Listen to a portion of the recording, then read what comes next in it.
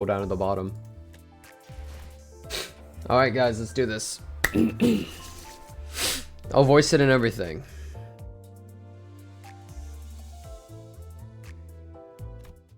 Oh, this place looks so cool. I can't do a British accent, guys. Come back, Heath. To the manor where the last vestiges of its beauty remain in its violet flowers. Hey, this is the trailer we just watched. To the manor where its storm-broken breach has siphoned all that was once warm. To the manor that gave you not only life, but also scorn and desolation. To the manor where your place was the frozen corner that couldn't be further from the hearth. Return from the moors. It's time for you to come home. This is what T-Corp's nest looks like. We had surprisingly little trouble making it past the nest borders. I guess my concerns were unfounded. Well, somehow we made it to the nest checkpoint without any trouble. Hi, hey, what's up? Ahem, 'tis nothing! Forsooth, such wild compliments are unnecessary, says I. Oh, we didn't say anything? Oh, wait, turn it up?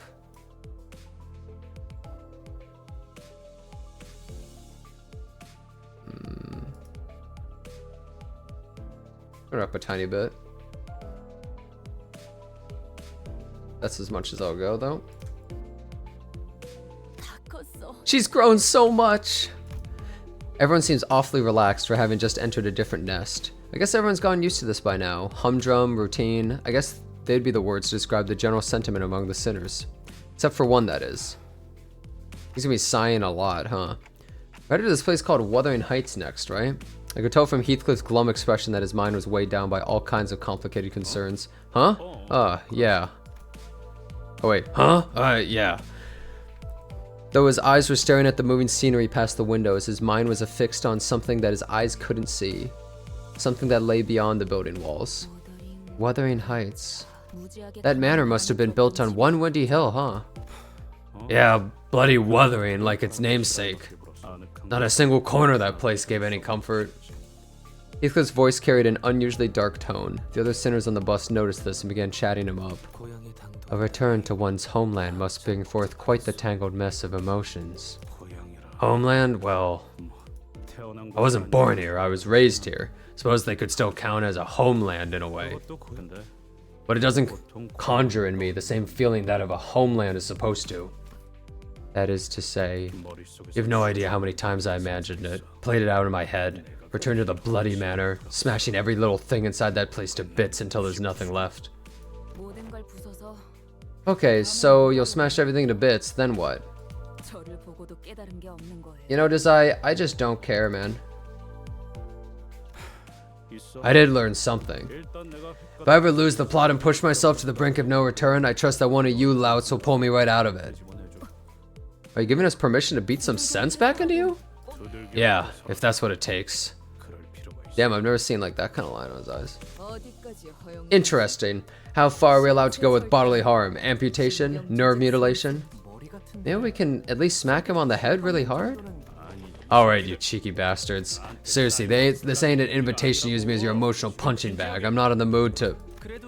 Still, I think your present self can do this, Heathcliff. Huh? What do you mean my present self? Heathcliff, your present self is deprived. You're poor and you don't have anything left. Okay, bro. What? Poor? Right, now you're skipping past the pleasantries going straight into personal insults, yeah? Oh, huh, I think you took my words the wrong way. Hung Lu is far from the most talkative sinner, but when he does speak, he usually has something insightful to say. But since he never says it in a way that's immediately obvious, his words are very prone to misunderstandings. In a way, we're all deprived, and that can change a lot of things. Maybe there are things we can only understand when we're left with nothing. Doth that poverty explain our current unsightly lack of colorfulness? I don't like black and white Don Quixote, I want yellow Don Quixote back. Don Quixote looked mournfully at everything around her, then at herself. She sounded like she was about to cry. Everything had been drained of color since the moments we entered T-Corp through the back streets. But like even more of our colors have been taken away since then. I was wondering when we'd bring that up. Maybe we'll get our colors back soon. Or so I thought, like 10 hours ago. Are we gonna be colorless forever? Are we gonna be stuck in this gloomy hue for the rest of our lives? Seriously, nothing looks tasty in this sepia hue. I'm starting to lose even my will to live. Everything's in that sickly brown hue. Guys, even meat looks downright rotten in this color. That's a bit of an overreaction, isn't it? Oh, what about those guys? They've got color in their clothes. With an annoyed look, Rodia gestured towards the people outside the bus. A sufficient amount of payment must be made in order to retrieve your colors. It must be emphasized that this question has been repeatedly answered on 23 separate occasions. So in the woo category? No, I'm not. Well, let me have a gander. His coat, his trousers. That bloke's not even that loaded. He's only trying to come off as though he is. Real tops spare no cash to get every single color back, even to their trivial trinkets like the rims of their glasses. Did you also have to live without color when you lived here, Heathcliff? No. The manor has some color, yeah. Though it's still far from vibrant. My Twitch bugged. Sometimes it just doesn't update for everybody. In the Wuthering Heights? Yeah, we're in the Wuthering Heights category. Agreed. This is the color of shit. Blood should have remained red. That poor sod's gonna get himself jumped wandering around with that look. That's just enough color to invite the bandits, but not enough to keep him away. I'm gonna be real. Bro looks like a peasant. Oh! Heathcliff's predictions came true soon enough. Several thieves surrounded the bloke who's only trying to come off as though he's loaded and bashed him on the back of his head. Fie! A bunch of shameless villains they are, preying on a weak civilian like a pack of hyenas. Are they what you would call a gang? Just the gangs of T-Corp. They certainly have seen better days. I wouldn't even call them a gang. They're just lowlifes running out of time. The last time I was here, scum like them wouldn't even dare to infest the streets so brazenly. There are gangs that aren't scummy? Of course, the gang I was in would never dogpile some poor unarmed bloke like that. Cat-on wants to vroom vroom. Can't vroom vroom with a roadblock. Dude, her color's barely changed. Why am I not monochrome? Well, there isn't much point in waiting for this situation to resolve itself.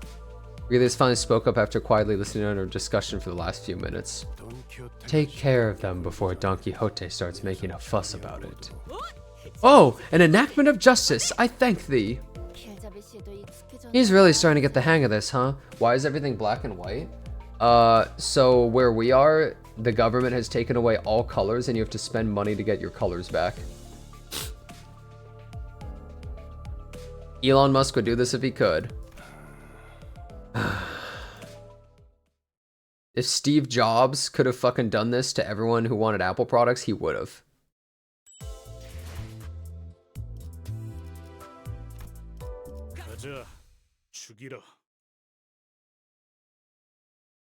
Yeah, or you just live in the UK. Away you gets, this one's ours. Looks like you lot are running low on time as well. Tough luck, we only got 30 minutes ourselves. Or what? Did you just die? Oi, maybe they're one of the dead rabbits or something. 30 minutes? 30 minutes for what? Ain't possible. The old dead rabbits and their vigilante ways are no more. All they do nowadays is staring at you funny from behind those odd masks. Masks? What are you? Bollocks. We don't got time for this. Let's kill them quick. He began rushing us with bloodshot eyes, not giving Heathcliff even time to finish his sentence. Huh. What happens if you run out of time? Do you just die? Is this some like Alice in Borderland stuff? Oh, this is the music? These guys aren't that tough.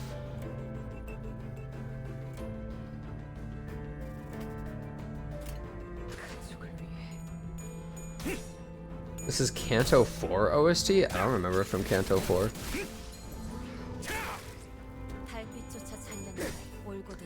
They say that the places with the least amount of sunlight are generally the most depressed places. So, I would imagine this is very fitting to the theme that everything's sinking, everything is depressing, colorless. It's very fitting.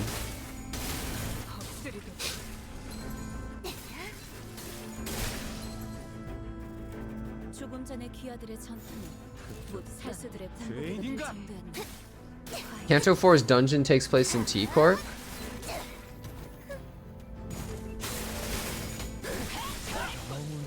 Oh yeah, it does. You're right. Oh yeah.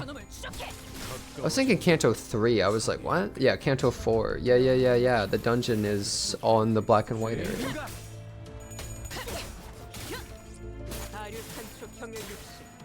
Yeah, the dungeon takes place in essentially a fragment of their memories, and they're in T-Corp, and T-Corp is like this.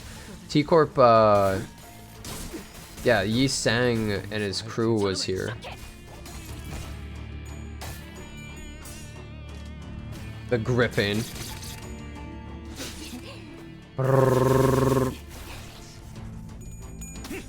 Game sounds a bit low? Really? I don't think my sound is that low.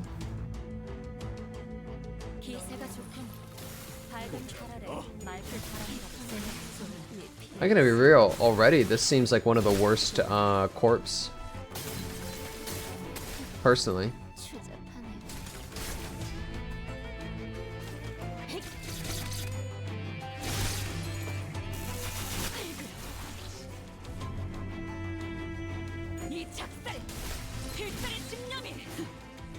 Seems like a pretty bad place.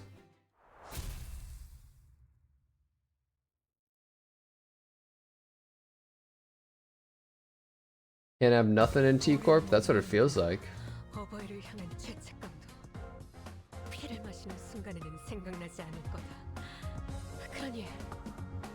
Okay, that should be loud enough. It doesn't say I'm underleveled. Doesn't warn me. Oi. Nice hat you got there. Where'd you get it? Eek, I'm sorry. Please take everything. Take as much as you want. Here's my watch. Get a load of this guy. What is that hat? Sir Heathcliff! Heathcliff was looming over the man and growling threateningly. He certainly fit the look of a villain for this particular angle. Lass, I was just complimenting him for his sharp fashion choices. The lad's overreacting. This is everything I have. I don't have any money or for ransom, even if you were to kidnap me. Please don't kidnap me. I've got family. They're all waiting for me to come home.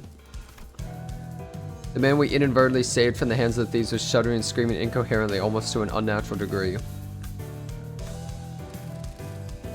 And we're still not out of the dark alleyways where other thieves might be waiting to get the jump on us.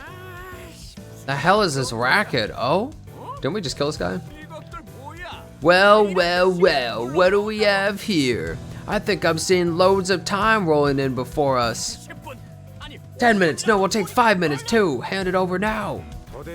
Why the hell is every fella here so obsessed with time? If you won't give it up willingly, we'll have to kill you all and take that clock for ourselves. Oh, me. Wait, me?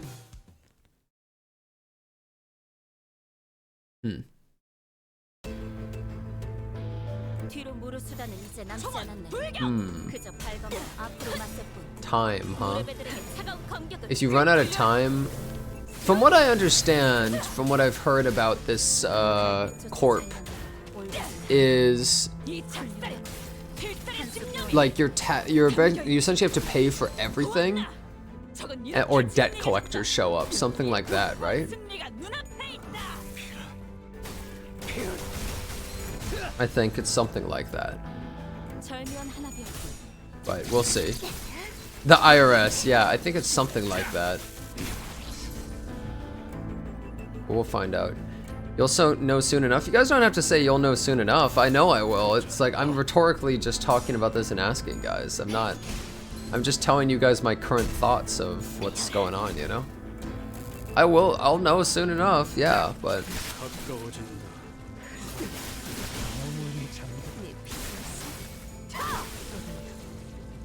This is basically the plot of that Justin Timberlake movie, In Time. Bro, I haven't seen that movie. Can we equate it to something else like Crank? Is it like Crank? Crank 2?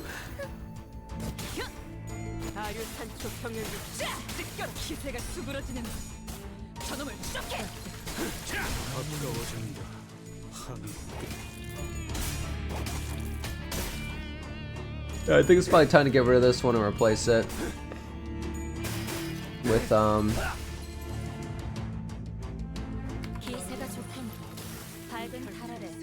just gonna call it Chicken Walk.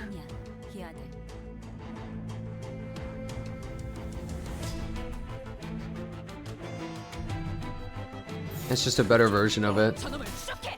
It's just better. No, I was gonna use it later today. This is just a better version of that one, bro. Oh, Gregor's pissed? He's going in. Oh, you're so done. From across the whole fight.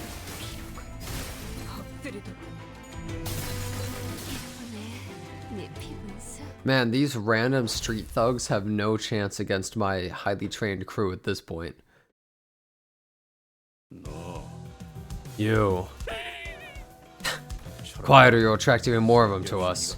Shut your gob right now or we'll feed you to the meat grinder back at our rickety cannibal bus, is that clear? Then, you're not here to kidnap me? No, for the... I don't even know how many times we've told you. Of course not, indeed, for we are the Limbus... She's trying so hard not to say it. The passers-by of justice. Sir Heathcliff here can be a rather brutish in his manner of speech, that is all. Right, passers-by of justice. So why are they asking us for time, not money? Maybe time's just another commodity to be sold and bought here. Guys, it's just me again, the T-Corp pamphlet guide. Did no one really... She looks depressed, dude. Ishmael's eyes start to glaze over. Once again, she may have been the only sinner who bothered to read up on our destination. In T-Corp, also known as Time Track Corporation, its citizenry utilizes timepieces as personal identification. They oft trade with time instead of physical currency, their means of transaction done via the timepieces they carry. Most laborers in these lands are rewarded for their efforts with time. Thanks for the explanation, Yi-Sang. I'll let it slide this time. So is this going to be a problem? Otis is the only one of us who carries a watch. Ah, you mean a broken wristwatch? I always thought she's wearing a stopwatch was a neat fashion statement. It's not a fashion item. It never was. How insolent of you to assume. Alright, I've been meaning to ask, what got you so freaked out about a kidnapping earlier? Oh, there's a pretty scary rumor of indiscriminate kidnappings going around these T-Corp streets. These were abandoned streets, so when I saw a dozen of people running around together, I was scared you guys might be the infamous kidnapping syndicate or something. We need more detail. I want the who, when, where, what, how, and why. Proceed. Wait, did the music just get loud or something? People have been going missing around here. This kind of thing, this kind of became the last known location for a bunch of missing people. Everyone becomes a shut-in during the foggy days because they don't want to get kidnapped. Look, it's even on the front page of this Times newspaper here. Mysterious kidnapping fear sweeps district. Not even a single body found. I can keep reading if you want. Marisol, Rogia, and Don Quixote began enthusiastically reading the sensationalized titles and the attached articles in the newspaper he showed us. Oh, I gotta check out that award-winning eatery. It's not far from where we are. Ah, so the time retrieval fixers have said as such in these interviews. Are you guys even reading the same article? That's right. There's a lot less people around here than I remember. This street used to be packed with workers heading to their factory jobs and inventors selling their useless trinkets. It's never been this empty. The empty street of T-Corp was thick with fog. The bustling crowd from Heathcliff's memory is nowhere to be seen. Maybe the lack of color made the fog appear even thicker. This reminds me of the kidnapping rumor we heard when we were working on the Blade lineage case. Missing people. Maybe there really is a messed up kidnapping human trafficking syndicate roaming this area. I've never heard of such syndicates strutting about the place. Back when I lived here, at least. It is statistically impossible for a human trafficking syndicate to leave zero evidence behind. There is bound to be one or two they let slip between their fingers. Especially if the syndicate is so prolific to the point of indirectly discouraging the public from leaving their homes. A body or two would invariably be found. If they really didn't leave any bodies, then maybe it's worse than just your usual murders. Maybe it'll be more dangerous the more we look into it. If it's not just another violent tragedy, then maybe there's something more to this than we think. Maybe there's some sort of powerful organization pulling the strings. Marisol, solve it. You know, that's a lot of conjecture to make just from the fact no bodies have been found. I'm sorry? Guys, the night in the back streets. A single sweep from those sweepers leaves nothing behind. Every trash in the back streets, including corpses, is completely cleaned up. Right. They clean up even the corpses, yeah. Of course, it's kind of scary that they clean up more than just trash. Yeah, the idea of sweepers really freaked Sinclair out for a while. That's because Rhodia kept making funny noises and sweeper impressions at me every night. The sweepers, huh?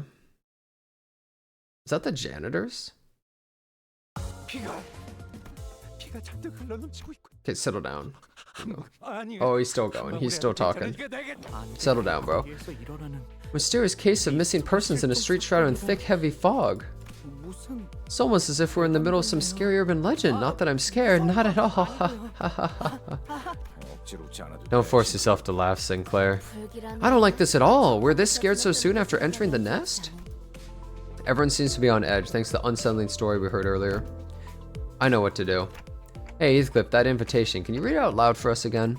It would be a good idea to remind ourselves of our current mission. Besides, I could use a refresher myself. It's just an invitation. There ain't anything special about it. The neatly folded invitation Heathcliff produced from his pockets completely betrayed his attempt at appearing aloof. It was folded with such tender care that it almost resembled a neat papercraft. He cleared his throat. Sometime later, we already heard it.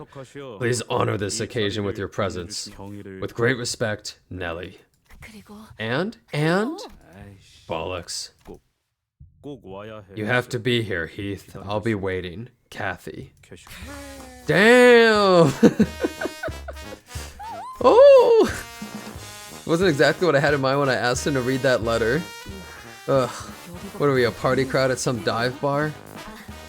Oh, that wasn't what we were going for? I knew this would happen. I ain't even mad.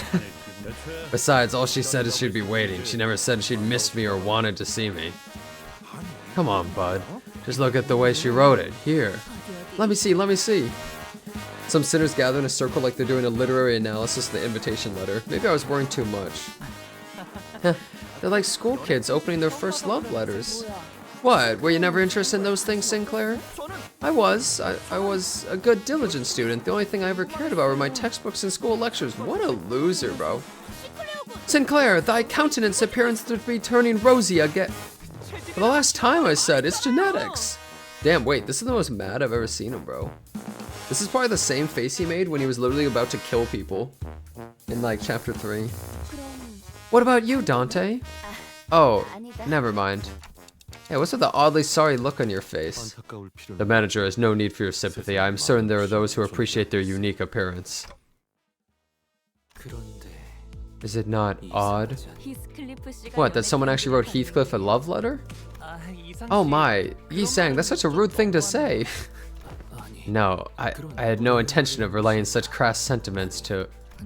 Just kidding, Yi-sang, just kidding. I was actually thinking the same thing.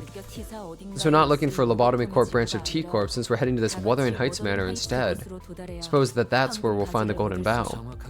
That was precisely what I had intended to convey, Miss Ishmael. Mirasado's the manager's back more than Otis? Yeah, and he also isn't like... Look, Otis, the reason why Otis almost never talks is because she's too busy blowing us non-stop in the story, dude. How is she supposed to do that at the same time while talking? Am I wrong? Thank you for bringing that up. I was starting to get tired of being the bringer of unpleasant news. Hopefully, none of you are under the impression that we're headed to Wuthering Heights just because of some invitation Heathcliff received. Because if you are, you'll be sorely disappointed. Right, so if we're looking at the context she wrote this in, what she's really trying to say here is... No, bud, you gotta look at the tone she used here. Sure, moving on. There was a report from the LCCB that a Golden Bough has been observed. They narrowed its location down to somewhere within the Wuthering Heights Manor. But there was a significant risk on account of the manor's unique security system that prevented the Before team from conducting their on-site preliminary survey. The exact location of the bough is yet to be identified. Unique security measures? Not sure if I remember anything like that. Right, that's even more odd. No other way to put it. What if it's built on top of, like, a fucking lobotomy lab? Indeed. Though I remain ignorant of the monetary value and the public perception of its worth, I do know that the Golden Bough is not an item so easily obtainable that it may be housed in a normal private manor. It can be shared that the Golden Bough wasn't always located inside the manor. I see, then the Golden Bough, its previous location, an unknown area within T-Corp's Lobotomy Corp branch, has been transferred to the manor for a reason we are yet to be aware of. Right, then this Catherine person will be a major part of this operation. They have a golden bow all to herself in that manner. And she's got to be one confident woman, too. Confident enough to believe that Heathcliff will come to the manor just to see her face, even if it wasn't for the golden bow. None of this conversation seemed to even register to Heathcliff, however. Oi, let me know if you see a barbershop or a boutique nearby. This isn't a tour bus, Heathcliff. We'll not make unnecessary stops like the one you suggest. Right, I get it. Then why don't you just leave me behind and go on ahead? I'll catch up. So Heathcliff, I've been watching the shops very closely, but I haven't noticed a single open shop. It might be because the rumors from earlier in the fog. Why don't you just leave it to us? Rogia and I... Yo, what's up? What the hell are you? Wait!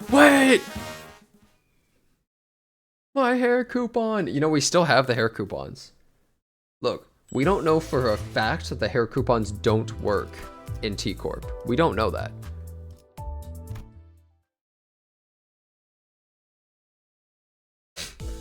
The bus emerged from the back streets into a rather quiet-looking village. The fog was still thick and everything was still in that faded hue. Even the occasional sightings of the pedestrians had ceased. The very idea of color variation seemed to be an alien concept here. All I see is orange-hued lights coming through the windows of misty gray buildings. It was as though everyone decided to stay indoors for the day. I can't even tell where we are or how close we are from our destination anymore. Have you been this way by any chance, Yi-sang? He was the only other sinner who had spent a while in T-Corp, so I decided to ask if he recognized anything, but it was evident that this scenery was unfamiliar to him. Though I have resided here for some time, most of my hours were spent earning a living and conducting my research when I could afford to do so. Thus I have not ventured freely the streets of T-Corp. I can't imagine doing any research in a place like this. Can't have been easy. It is quite manageable once one grows accustomed to this monochromatic sight. The presence of variance in color itself is a concept alien to those who are born and raised in these lands. And I had shoulders of those that I could lean on, even for a fleeting moment. It helps to have such support when acclimating to a place as foreign as this. Oh my god! Wait, this all makes sense. Dude, now I understand why Jake Paul cried when he put those glasses on and he saw all the colors, bro. He grew up in T-Corp. Oh my god. Wow. It must have been a really amazing moment for him. Man. Must have been a really emotional moment. I didn't realize he was from T-Corp. I thought he was from a different one. Yi-sang always looks to a place far beyond from here. Memories of his past, most likely. Do you even hear anything about what T-Corp's singularity is like? Spoiling the 13th sinner? As all singularities are, its true nature, its mechanisms, and function are all something of an enigma, yet... Yi-sang paused carefully began to speak. I am aware is that... Oh my god, what is this verbiage, dude? I am aware is that it has aught to do with time, though I am unsure of its use. Well, I suppose that all this is but meaningless conjecture, and only Miss Faust among us must be aware of the answers. Singularity is one of the reasons T-Corp constantly drains colors from its inhabitants. What's that got to do with color? If the control of time is so imperative to T-Corp's operations, then they must also control the realm of light. As light inherently has much to do with the spectrum of colors, these two subjects eventually overlap. That is as far as I could deduce regarding the concept of time that I am aware of. Yet it must also be said that it takes time for me to search or to reach Faust's specific knowledge regarding T-Corp's singularity. Yi-sang is literally a poet? Oh yeah? Where's his poetry? Faust known among us for maybe, and perhaps rarely ever gave us answers this detailed. Then now's the time to ask her all my questions. Miss Faust, can we discuss the subject of time? Indeed, it would be safe for us to move on from the subject of T-Corp at this time. Aww.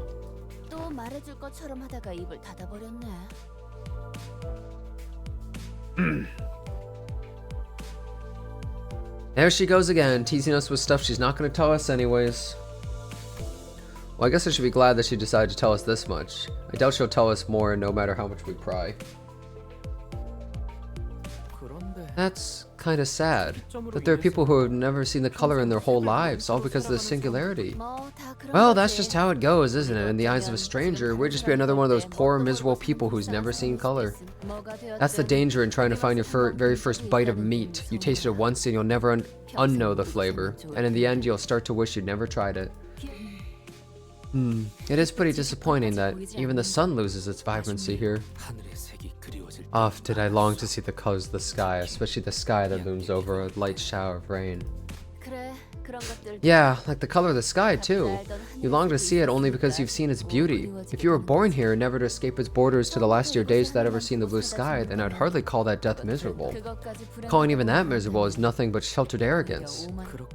I guess that could also be true. The atmosphere in the bus suddenly became incredibly frosty. Yeah, it's the allegory of the cave, guys. Oh, hey, speaking of color, I got something to ask ya. Have you guys ever heard of the color game? Apparently each type of personality has a corresponding color. Brody, who was the one to chill the bus in the first place, was also the first to break the ice. If Yi-sang enjoys the light blue color of the sky, then, let's see, you must be a thinker and a philosopher who prefers the calm and quiet. Oh, how did you come to know that? That is quite the remarkable talent you have. Hark! Hark! I wish my favorite color to be rated as well, forsooth. I quite fancy the color red. Nay, yellow. Nay, red. Nay... Now, wait your turn. The next order is Faust. Wait up. I know exactly what you're about to say. You were about to say Faust does not hold much belief in such ideations or something like that, right? Which is exactly what people who like the color white would say. I'm right, aren't I? Like your hair's white too. I will not comment further on this subject. She fucking got her ass. Me? My favorite color? What a stupid question. That's naff, lass. But I like...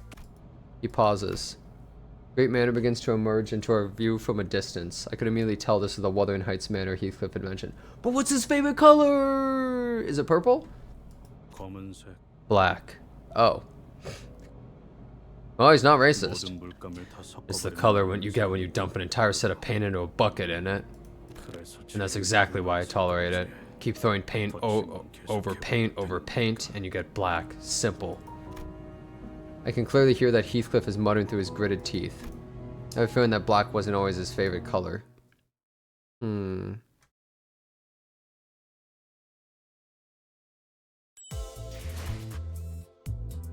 makeover. Oh god. There's 48 stages here, huh? That's kind of like Canto 4. I mean, that had a few more, but ooh, look at this place. Two things changed the moment the Wuthering Heights Manor appeared over the horizon. Mirror. I need a mirror. Anyone got a mirror? Come on, anyone. What has gotten into you, Heathcliff? This mirror isn't... He's looking into the fucking gotcha mirror.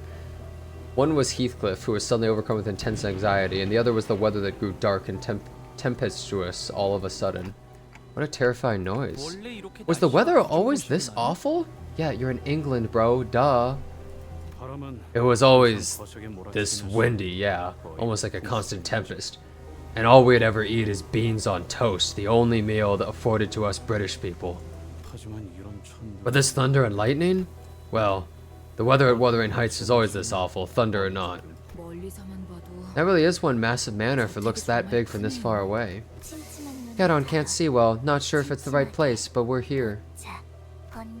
Lightning goes boom, eyes go ow. The manor looked as though it came straight out of a dark gothic tale full of mysteries. I was half expecting to hear a haunting cry echoing from its windows. Bro, Heathcliff is like, I want to show up looking good. Slightly combs his hair, is still in his shit-ass outfit with his arms covered in scars, holding a fucking giant baseball bat. Okay, bro. Are we just waiting for Vergilius to go off the bus again?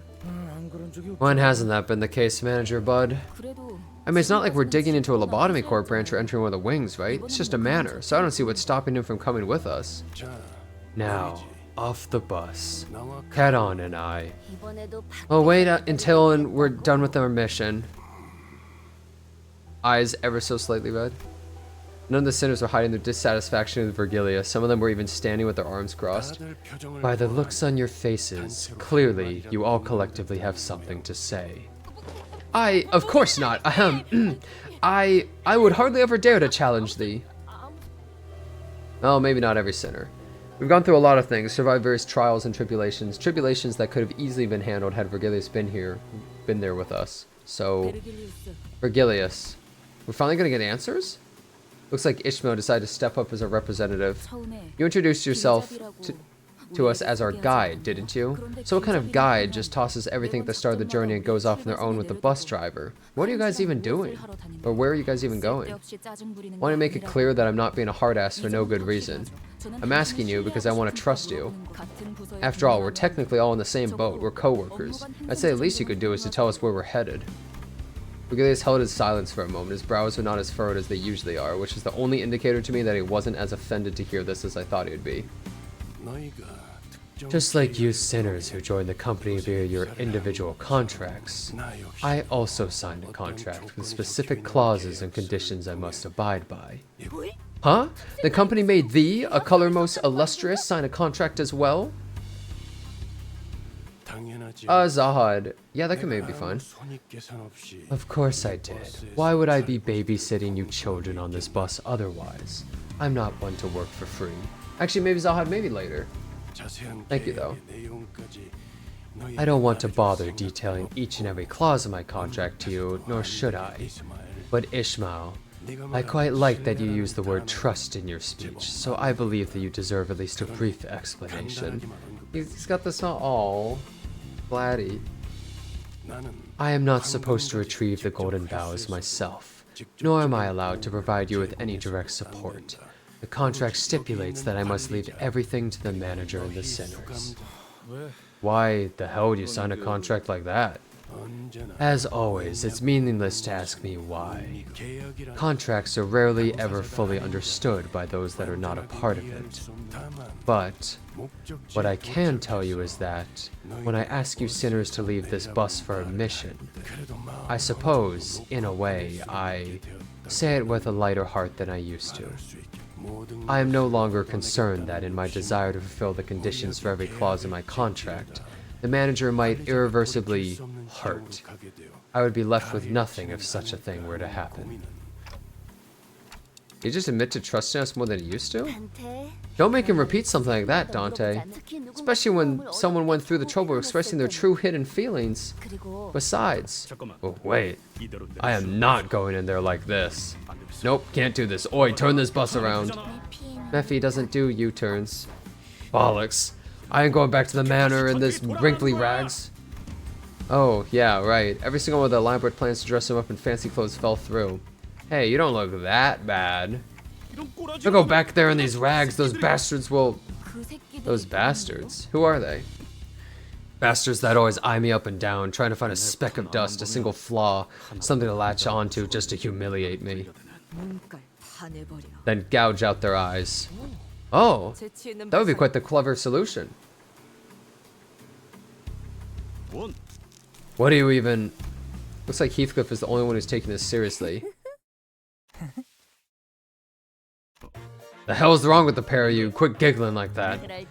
Good thing we came prepared exactly for this occasion. I just couldn't imagine Heath managed to pull off this makeover on his own. Rhodia and I did some shopping in the back streets before we entered the nest. We were waiting to reveal just in case there was anything more impressive in the nest, but thanks to the disappointing lack of anything even remotely interesting, we'll just have to make do with what we picked up earlier. Dude, if he showed up... Bro, they live in such a goofy-ass monochrome world that if bro just showed up in literally a clown outfit, that everyone would be like... Everyone would be like, he's fucking rich, dude! This guy's insane! If he just showed up in fucking Ronald McDonald's outfit, everyone would lose their shit like he's like a trillionaire, man.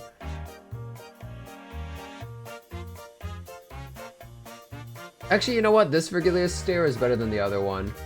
Wait, let me...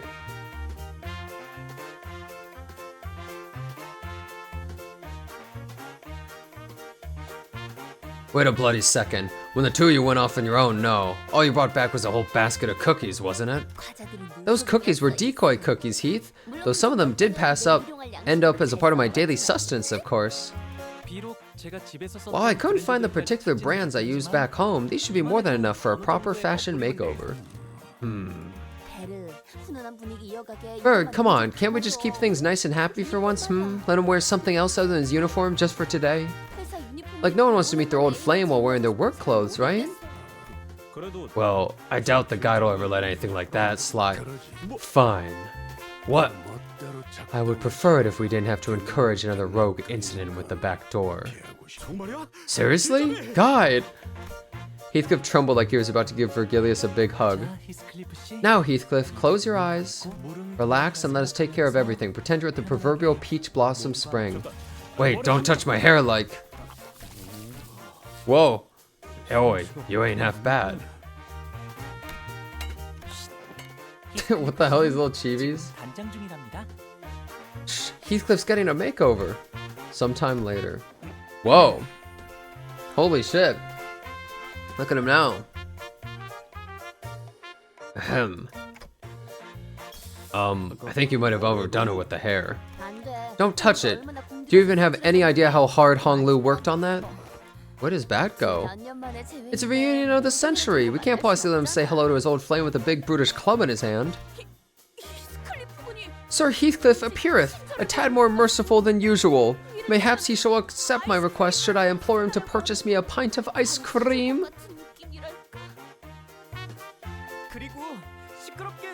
He no longer looks like he's on the verge of punching me when I make the smallest noises. He's like, wow, this is really great. Wow. Lad, please, don't bring up anything even remotely like that in front of Catherine. Well, I'll be. Clothes really do make the man. Do let me know how this reunion goes. I'll be looking forward to hearing that tale. Sure. Wow, even he wants to hear about it. So, Heathcliff. I've been meaning to ask this question for a while. I wanted to know the answer, but I couldn't bring myself to ask him. Why'd you leave Wuthering Heights? It's where the love of your life lives, isn't it? Oh god, sad music. Heathcliff, who'd been busily moving about and preparing to leave the bus, suddenly comes to a halt. I didn't mind it. The thrashings, the starvings, the abuse, them treating me like a servant, like I'm something beneath them. I didn't mind being treated like I'm nothing more than an afterthought, like I'm some impure trash to be discarded. I can already tell what he's gonna have to, like, confront, basically. I feel like what he's gonna have to confront in the end, that he's happy with himself and who he is and what he is, and that he wouldn't have it any other way. That's what I feel like it's gonna end up being. But who knows? But when I heard what Catherine said, I realized that I no longer had any reason to remain in that manner. Heathcliff did not elaborate further. Perhaps it wasn't that he didn't, but that he couldn't bring himself to. I didn't dare ask him what he was about to say, so I simply nodded in response. I see. Oh, looks like Charon's got something to say about your new fit. Charon has something to say. Something big. Great, awesome. Now, Charon, what do you think? Looks oily and greasy. Charon doesn't like greasy. Oh, this is how I thought it would go. Haha. Charon's words must have hit him hard. It took quite a bit of convincing for Heathcliff, who was severely discouraged by Charon's remark, to exit the bus. He looks fine. He looks like nobility. Oh, you can actually see some color there.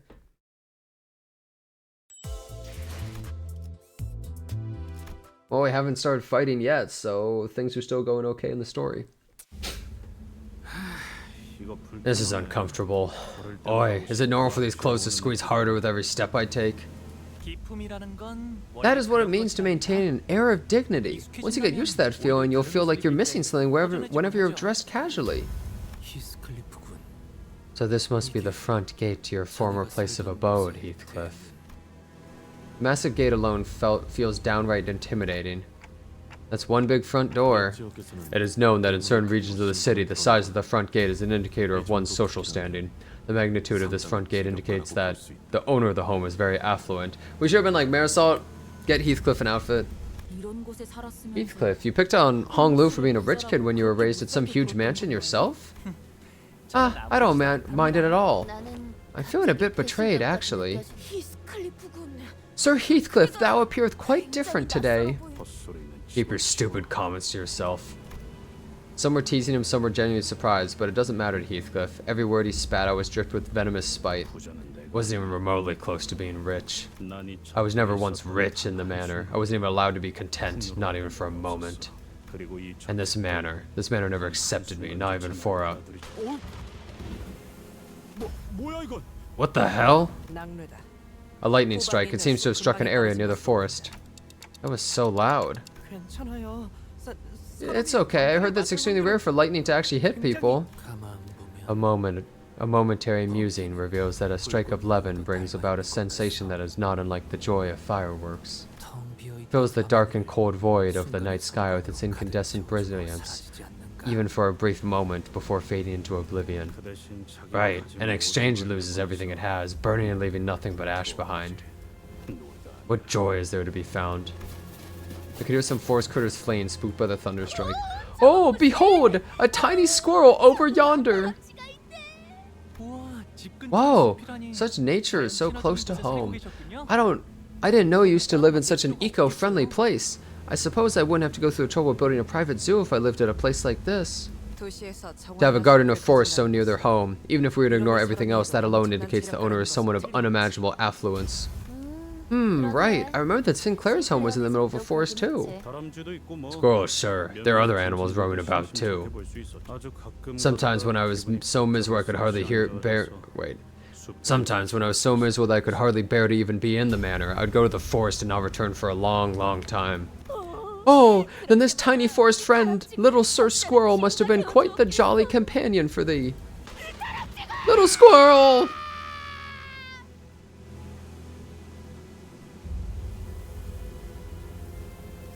Why?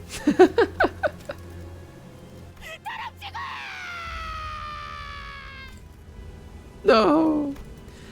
Little squirrel that may once have been Heathcliff's tiny forest friend was immediately scorched down to a pile of ash the moment it crossed over into the manor's front gate. Oh, it kills you if you try to go in there? That was a weird lightning strike. Did it just curve midair? The chance of such an occurrence is extraordinarily low. He's even surprised. This must be the extra security. It might just be that I'm overreacting, but it looked as though the lightning was curving itself to strike exactly where that squirrel was standing. Whoa, Heathcliff, I had no idea you grew up in such a dangerous place. I'm impressed you even survived. No, blimey. I've not seen anything like it. Wait, Heathcliff, ready to knock on the front gate? The front gate. He stared blankly at the front gate of the manor. I've not knocked on this gate in a good many years. I once had to wait out here for hours because they all refused to let me in. Everyone, except Catherine. She snuck out of the manor to open for me, walking through the heavy rain. Well then, I'm sure it won't be different this time. So if I knock, Catherine will come out to let me in. Hup. Heathcliff takes a deep breath before knocking the front door. How would anyone hear? Nothing. That's not what I meant when I said it won't be different this time. Oh, we can try climbing over the fence. I think we can get that height as long as we're okay with breaking our ankles. Yeah, and getting struck by lightning. No. Heathcliff was a whole bunch of anxiety before he knocked on the front gate, but perhaps this perceived slight reverted Heathcliff to his usual angry self. I was invited to this manor. This invitation would be meaningless if I were to leap over the fence. Catherine, I'm back! They've ignored you once. Continue to shout, won't? Catherine! Despite his efforts, not even a soul stirred beyond the front gate. None of us really believed that anyone would come out to greet him. But... The front gate began to creak open as though someone was answering his pleas. The makeover was worth it, You're really curious how the game actually plays? Oh yeah, sorry, this is like really story heavy right now. Usually when shit starts to hit the fan, that's when we get a lot of gameplay. But yeah, we're in the happy arc right now. Nothing bad has happened yet, guys. Nothing bad's happened yet. Okay, we're chilling right now.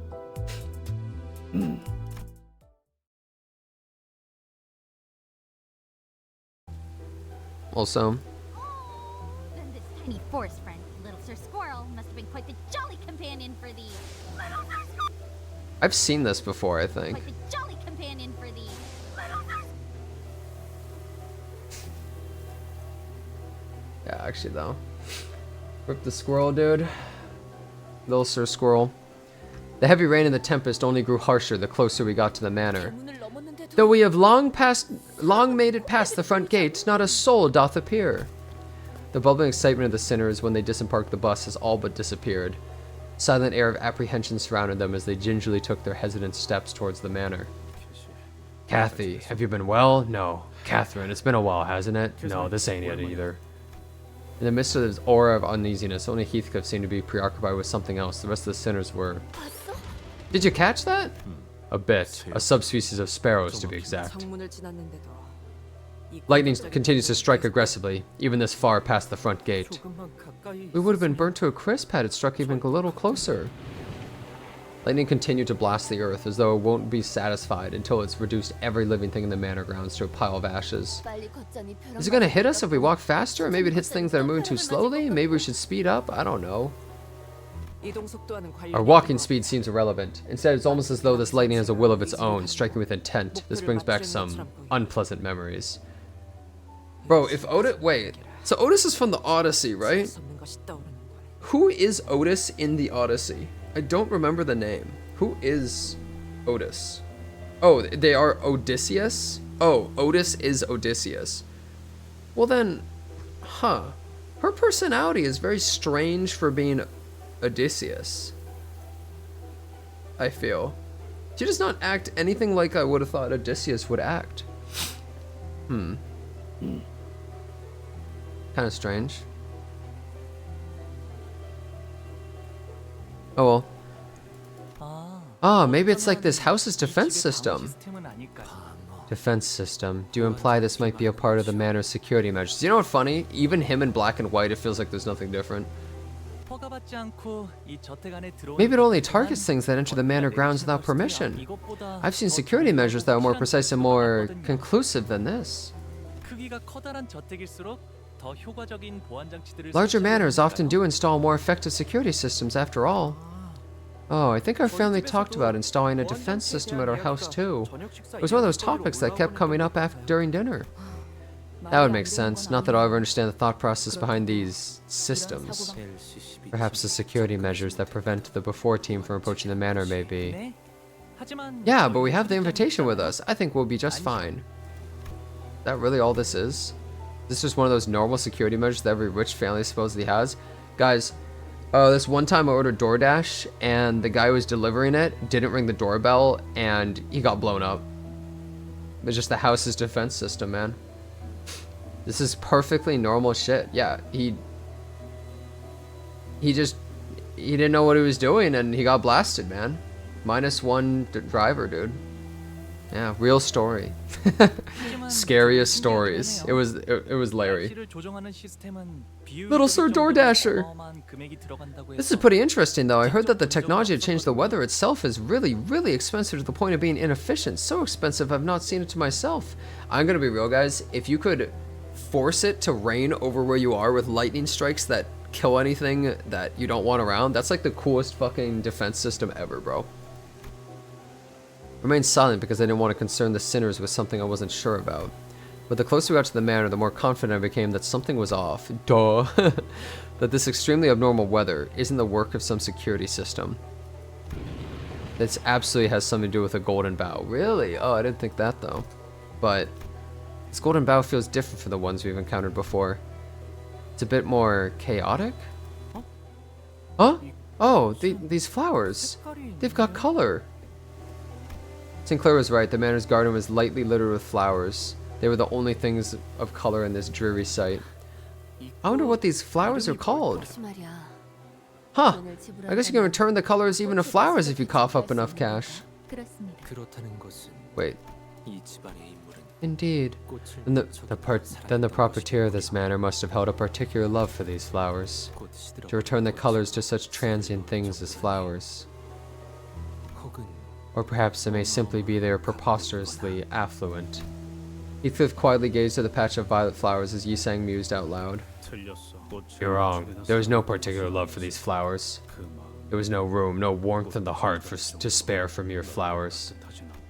Heathcliff appeared so doleful that I felt as though he had built a tall, opaque wall between himself and the world. I could not bring myself to ask further. Hi, hey, what's up? He did not tell us the name of those flowers. My! Oh my, please come this way. Someone hurriedly runs in this way from the manor's front door, holding a lantern. What awful weather, Well, T-Corp is... The Wuthering Heights Manor is rarely ever sunny, but this is quite the storm. Long Long time no see, Nelly. 세상에 히스클리프. My word, Heathcliff, is that you? It really is you. Yeah. 네가 그렇게 You haven't the slightest idea how worried I was since you left. Have you been eating well? You've not been bullied by a rough crowd, have you? Bullied by a what? 우리가 그동안 We've wanted to hear from you for so long. 자, 들어와. Do come in now, come in. Miss Nelly regarded us with a curious look, as though she didn't quite understand what we were supposed to be. 설마 If I may be so bold as to presume, would you be our dear Heathcliff's friends? 친구? It should be that we're his servants. 네. Yeah, well, 친구. friends, are we? 친구의 범위를 The answer to that question hinges on the range of affinity one would define as a delineation that separates friends from acquaintances.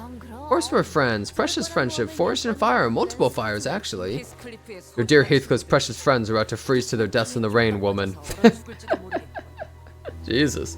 귀한 분들이 My, what honorable guests. I welcome to the place today. 얼른 들어오세요. I must be all over the place to leave you all standing in the rain. Come in now, come in. It's a tad warmer in here than it is outside. They're like, woman, let me in. The interiors of Wuthering Heights was rather dark yet. This manor doth have color. Its hue appeared a tad faded from its original vibrancy, but there was color in this manor. 말했잖아. What I tell you, I could see color inside the manor. 이것도 뭐 Well, it's all bought by money anyway. 저택에 걸린 Believe it or not, there's something about these lanterns hanging about the manor that brings back colors. 본래의 색을 Ah, the 밝혀주는 lanterns that return the object's original saturation. These are quite the expensive luxuries, are they not? 그래도 완전한 색을 돌려받지 못해. It still doesn't bring all the colors back. Things still remain a tad gloomy. 그런데 So where's Kath? 히스클리프. 지금까지 어떻게 Heathcliff, please tell me of your life since you have left us. Where have you been staying? Have you been eating well? My, have you lost weight? Huh? 그래도 너무 늦지 I'm glad your delay wasn't too substantial. We've all been waiting for your arrival. 있었거든.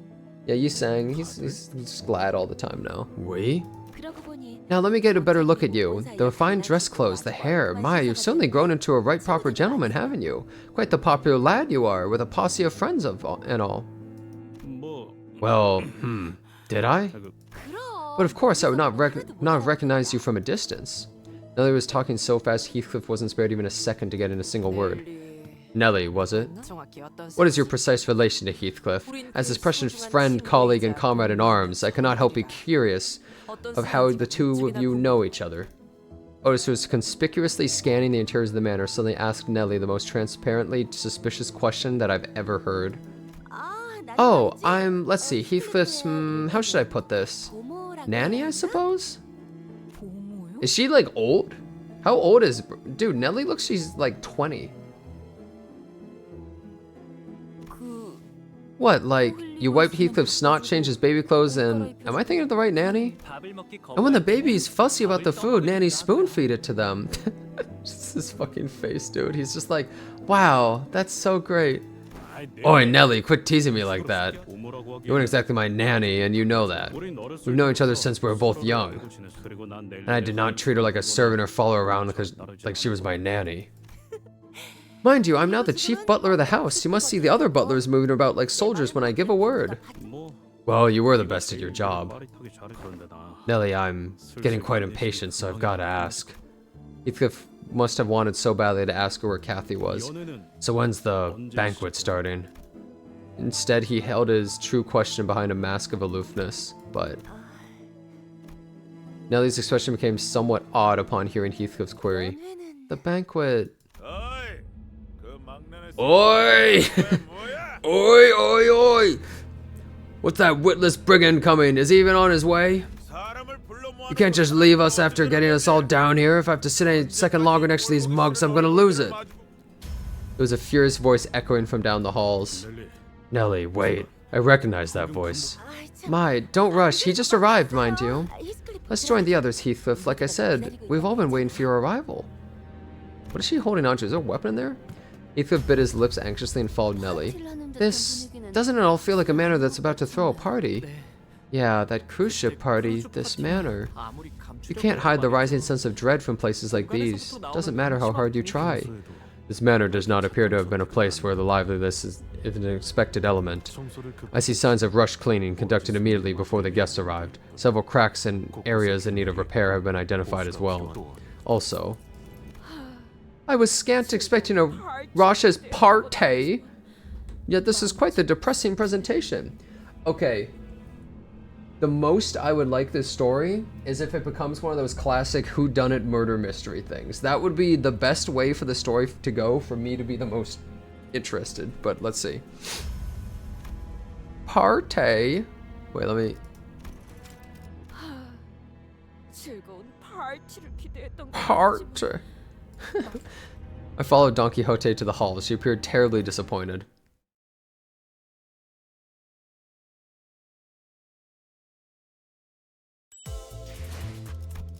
Oh, a fight. I think it's entirely possible that that will happen as well. Did I watch Knives Out? No, but I know what it's about. I think that they try to go with certain kinds of tropes in a weird way that can fit the area that you're in. Oh, they're only 2 levels higher. 죽이라. Captain Ishmael Uptie story? I didn't. 2 people sat by a dying hearth surrounded by their respective posse. It was quite apparent from the way they sat opposite to one another that the relationship was far from amicable. On the one end was a group of people dressed in mysterious masks surrounding a jumpy-looking man who looked like he was one little nudge away from hollering foul insults at everyone. On the other end was a group of people dressed in identical uniforms. Sinclair told me they were wearing the outfit that most manor employees wear to each other. One of them stood out, as he was the only one of them among them in a black suit. He appeared somewhat uncomfortable. It seemed as though he was in a great deal of pain merely by being here. And between the 2 groups were... Fixers! I recognize their outfits. Forsooth, they must be Fixer the Ophi Association. 'Tis quite rare to even get a sighting of a single Ophi Fixer. They require with quite the momentous occasion, even grace us with their presence. The Oomphy. Shh, we have time to ask for an autograph later, alright? To coax Don Quixote was practically quivering from immediately running to them for signatures. Because we had unintentionally become the center of attention in the entire room. The center of a very negative attention. By gum, that vagabond says returned. The bloody shame of Wuthering Heights. That's Hag. Same old Josephine, huh? Look at him, strutting about like he owns the place. If our mistress were to witness this travesty.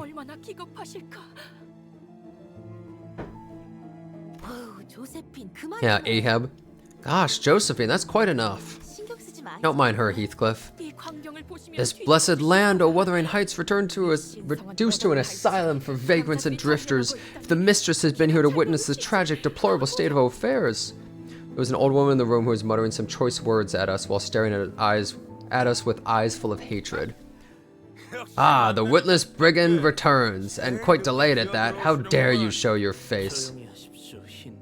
Hindley, please, exercise some restraint. Heathcliff, I hardly did expect your return. You have yet to let Catherine go still. It was clear the 2 had been acquainted with Heathcliff for a while, but the nature of that acquaintance was more of a long-standing hatred stemming from the deep history of contention they shared. One of the 2 was hardly hiding his hatred, allowing him to be fully seize control of his words and actions, but the other one's hatred had sunk deep into his heart, boiling and writhing underneath. Right, I wasn't exactly expecting a grand welcome upon my return. But I ain't here to see your ugly mugs. It's like you always said, my base nature is just incapable of change. Heathcliff shoots back with just as much vitriol, as though he was always used to this kind of scorn and humiliation. The man in the black suit turns away, as though it would degrade him to even entertain him with an answer. But this man they call Hindley... You unscrupulous shite!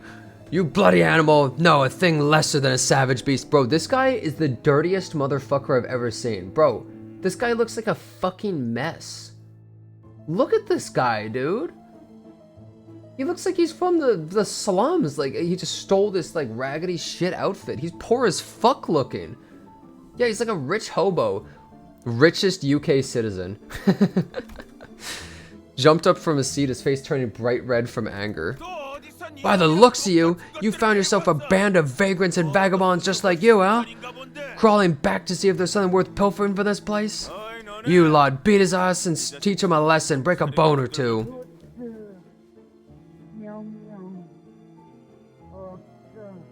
That voice, what the f- No orders from boss. Shut it, I'm your boss's boss. I hired him and the rest of you. I don't expect these boneheaded fools to give you much trouble anyway. Head of bone. What on earth is that fellow speaking of?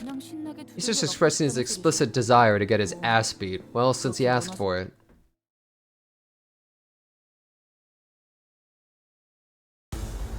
Most sane man in Birmingham. Oh, trying to hit the auto button.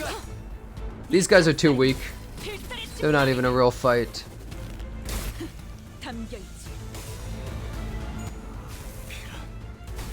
Oh, easy armor break. Damn, dude. He actually did 66 with that.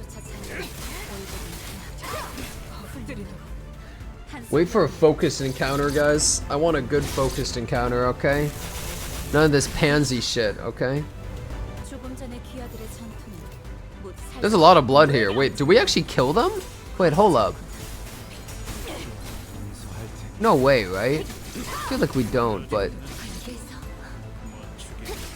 No, we don't. They don't die. Yeah, they run away. What the hell? Cut you. Extend. Heart. What the hell is up with these people?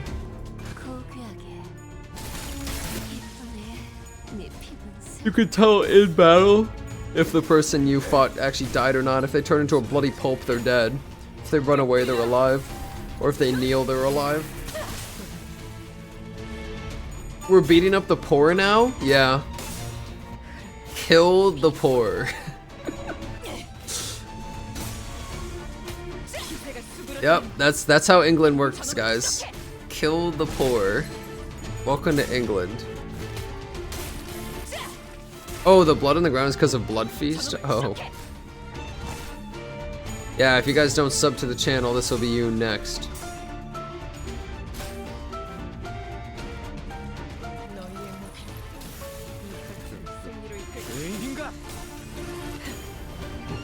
How about Guido? That guy was like a fucking cheater, dude. He had like healing ampules.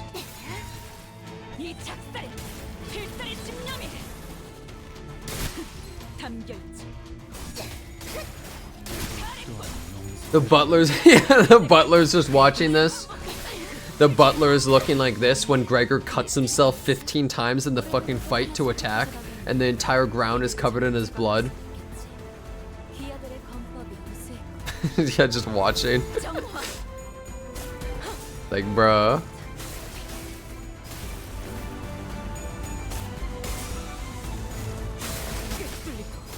And yeah, if they had white furniture, well, maybe it is white. They just didn't use the colors.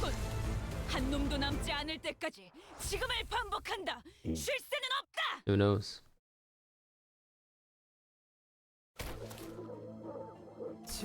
Good, now separate the bones from your flesh and personally introduce you to your own skull. Oi, lads!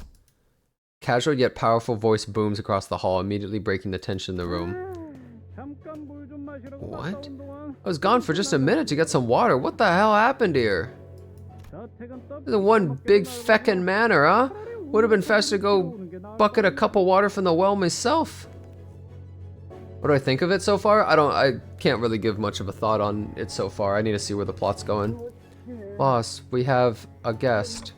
That's their boss. Yes, executive manager is immediately obvious from the way he walks and from the way he carries himself. He is someone quite experienced in combat. Right on time, your lackeys are lacking. How could they let these group of no-name hooligans knock them on their asses? Go on, show them the meaning of pain. Looks like I've got to give my men some proper demonstration.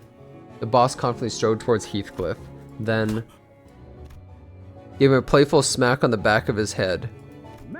Oi, lad! Ain't the first thing to do when crawling back to your neighborhood to give a quick hello to your dear old boss? Where'd you leave your manners? Huh? You lot, wipe that stupefied look from your face and bow before him. Come on, hurry up, show some bloody respect. What? No, it can't be. The man waded past both the aftermath of the brawl and the heavy tension that filled the manor like he was out on a stroll. He just walked in the middle of it all and put his arm around Heathcliff's shoulder. It was a kind of friendly gesture that only someone who's known Heathcliff for a long, long time could do.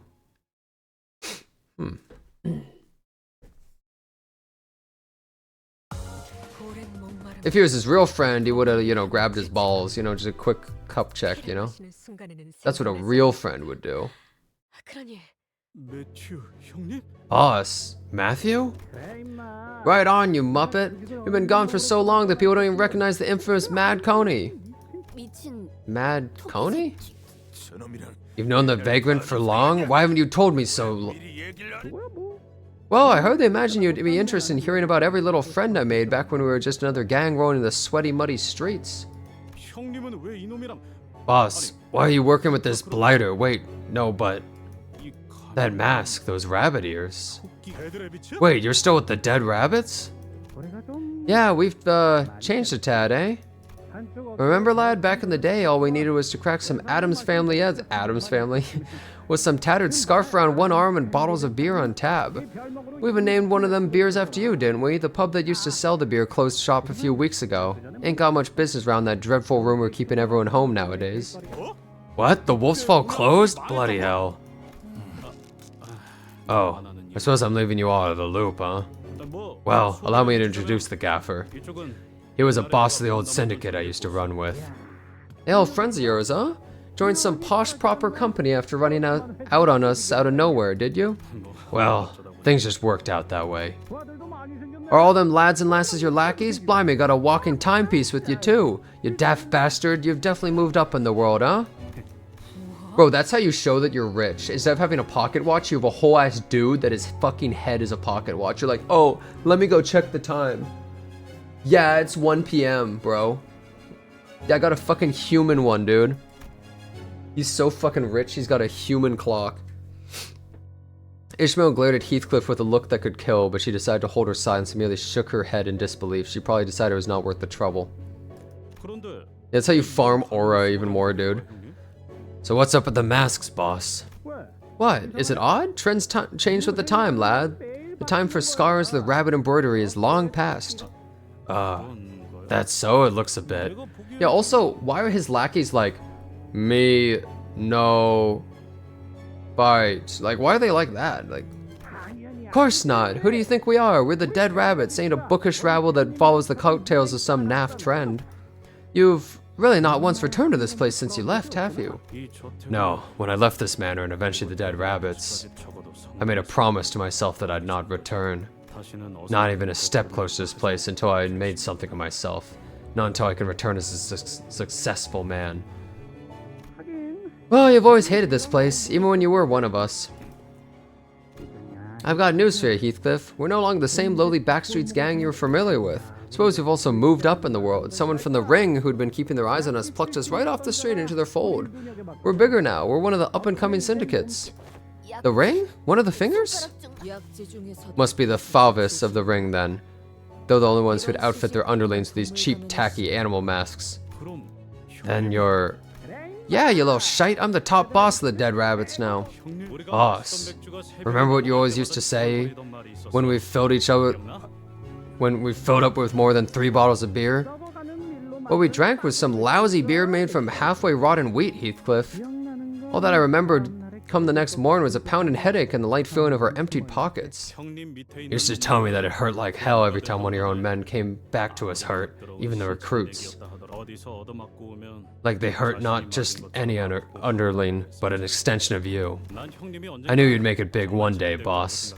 Well, I suppose drunk me knew how to wax poetic. 역시 매튜 형님이 I knew it was you, Matthew. The mask threw me off for a moment, boss. What a sorry sight this is. I sincerely apologize to you two sweethearts for crashing your tearful reunion. But the point is, while you were wandering the streets, wasting away the best years of your life on the road, Matt's made something of himself, which is why I hired him as my bodyguard, you hear me? Not like you and your merry band of no-name second-rate hooligans. We are the Limbus Company? It's the name of the game? Bro, you dressed like literal shit, dude. I'm pretty sure there's shit on your outfit. Look at you, bro. You didn't even tie that. It's tattered. Bro, me right now sitting down got more drip than this guy. Like, what the fuck is this dude? Bro looks like he's just straight up hobo. I could think of more than a few sinners who have gotten angry enough to brandish their weapons at such an insult. But they all seem to remember that responding to such insults with violence only begot pointless turmoil, so instead they all began sighing heavily in an attempt to vent out some of their pent-up anger. Henley, you seem to be sorely mistaken. This isn't the same winter you thrashed me, treated me like an indentured servant, and abused me like a hound. I won't deny that I spent many days and nights imagining tearing that foul tongue from your gob, but... Heathcliff glanced briefly in our direction. Even a poor sod like myself found a place to belong, went on adventures to places you couldn't even imagine, learned a thing or two from him. So I just feel bad for you, mate. What? Because you really haven't changed one bit. Besides, the hell's that rag you're wearing? You look more like a drifting vagabond than I do. Yeah, see, now he's talking shit. Yeah, family, limb family, guys. What? What? You insolent fool! The man's been saying some pretty nasty stuff about us, but he doesn't even look like someone that's worth arguing with. Mate, did you ever check yourself in the mirror in the last week?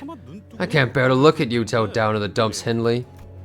Of course, we had no way of knowing what Hindley looked like in the past, but we could pretty easily tell he was far from the most stable person in the room. You fucking bastard!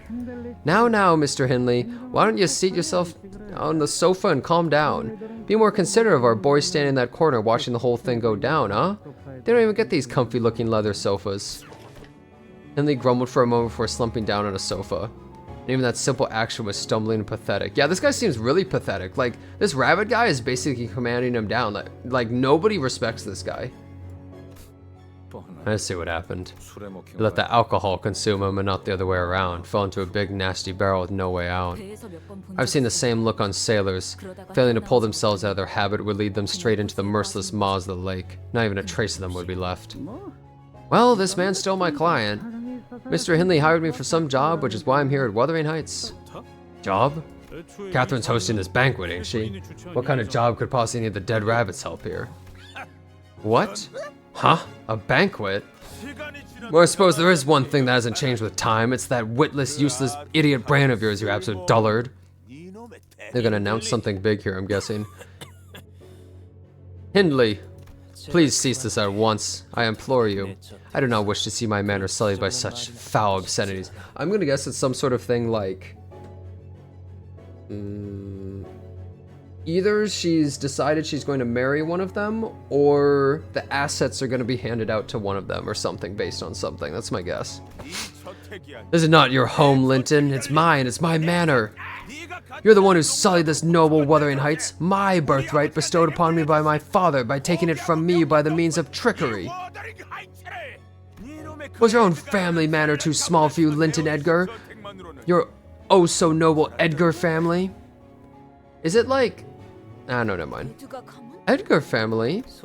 The time for worrying, whining, crying, and throwing a tantrum to get what you want is long past. Oh, this guy's sick as hell or something. He got the Rona. Bold words for some milksop who's about to choke himself to death on air. Please maintain your distance, Master Hindley. I've seen mongrels more loyal than you lot. I was your master only a few years ago. Have you cast aside your memories as well when you did your loyalty? Cease this at once, Master Hindley. The butlers have all left Hindley Earnshaw behind, as you are very well aware yourself. And you too, butlers. We do not want to make further trouble here, Understood, Chief Butler Nedley. After a brief silence, Heathcliff finally brought up the question he'd been stewing for so long. Nellie, where's Catherine? You must know, Nellie, and that Catherine never did like these commotions. So many guests making so much noise in her home, she won't be pleased. I suppose she never did. I've been keeping my volume in check because I didn't want to offend her, but it's getting harder and harder to keep it down. There was a look that was unfathomable, immeasurable grief on both Linton and Nellie. Hindley was absent-mindedly mumbling some foul language at the ceiling. And Heathcliff probably sensed from this ineffably dark and ominous silence that something was terribly wrong. Is she dead? It was setting in for us as well. After all we've been through in this journey, this kind of silence was all too familiar. Where's Catherine? What's with the dour look on everyone? I'm terribly sorry, Heathcliff. Why? Why are you sorry? What the hell are you so sorry about? Heathcliff, if I may have a correct assumption as to what this silence indicates. So I have no other choice but to tell you, as it is common courtesy to do so, that I'm very sorry to hear that. What the fuck? Can't you talk normally for once? I hardly know how to tell you this, but Miss Catherine isn't here anymore. What do you mean she's not? Catherine, she's dead.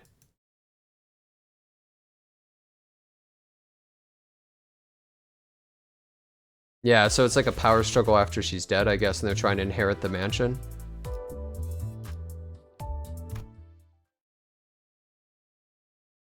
Would I stream this all in one session? Hell no, dude. Nah. Wait, there's no dungeon? I'm gonna be real, guys. I am so down to not have a dungeon in a Canto. I think that's a good thing. I gotta be real.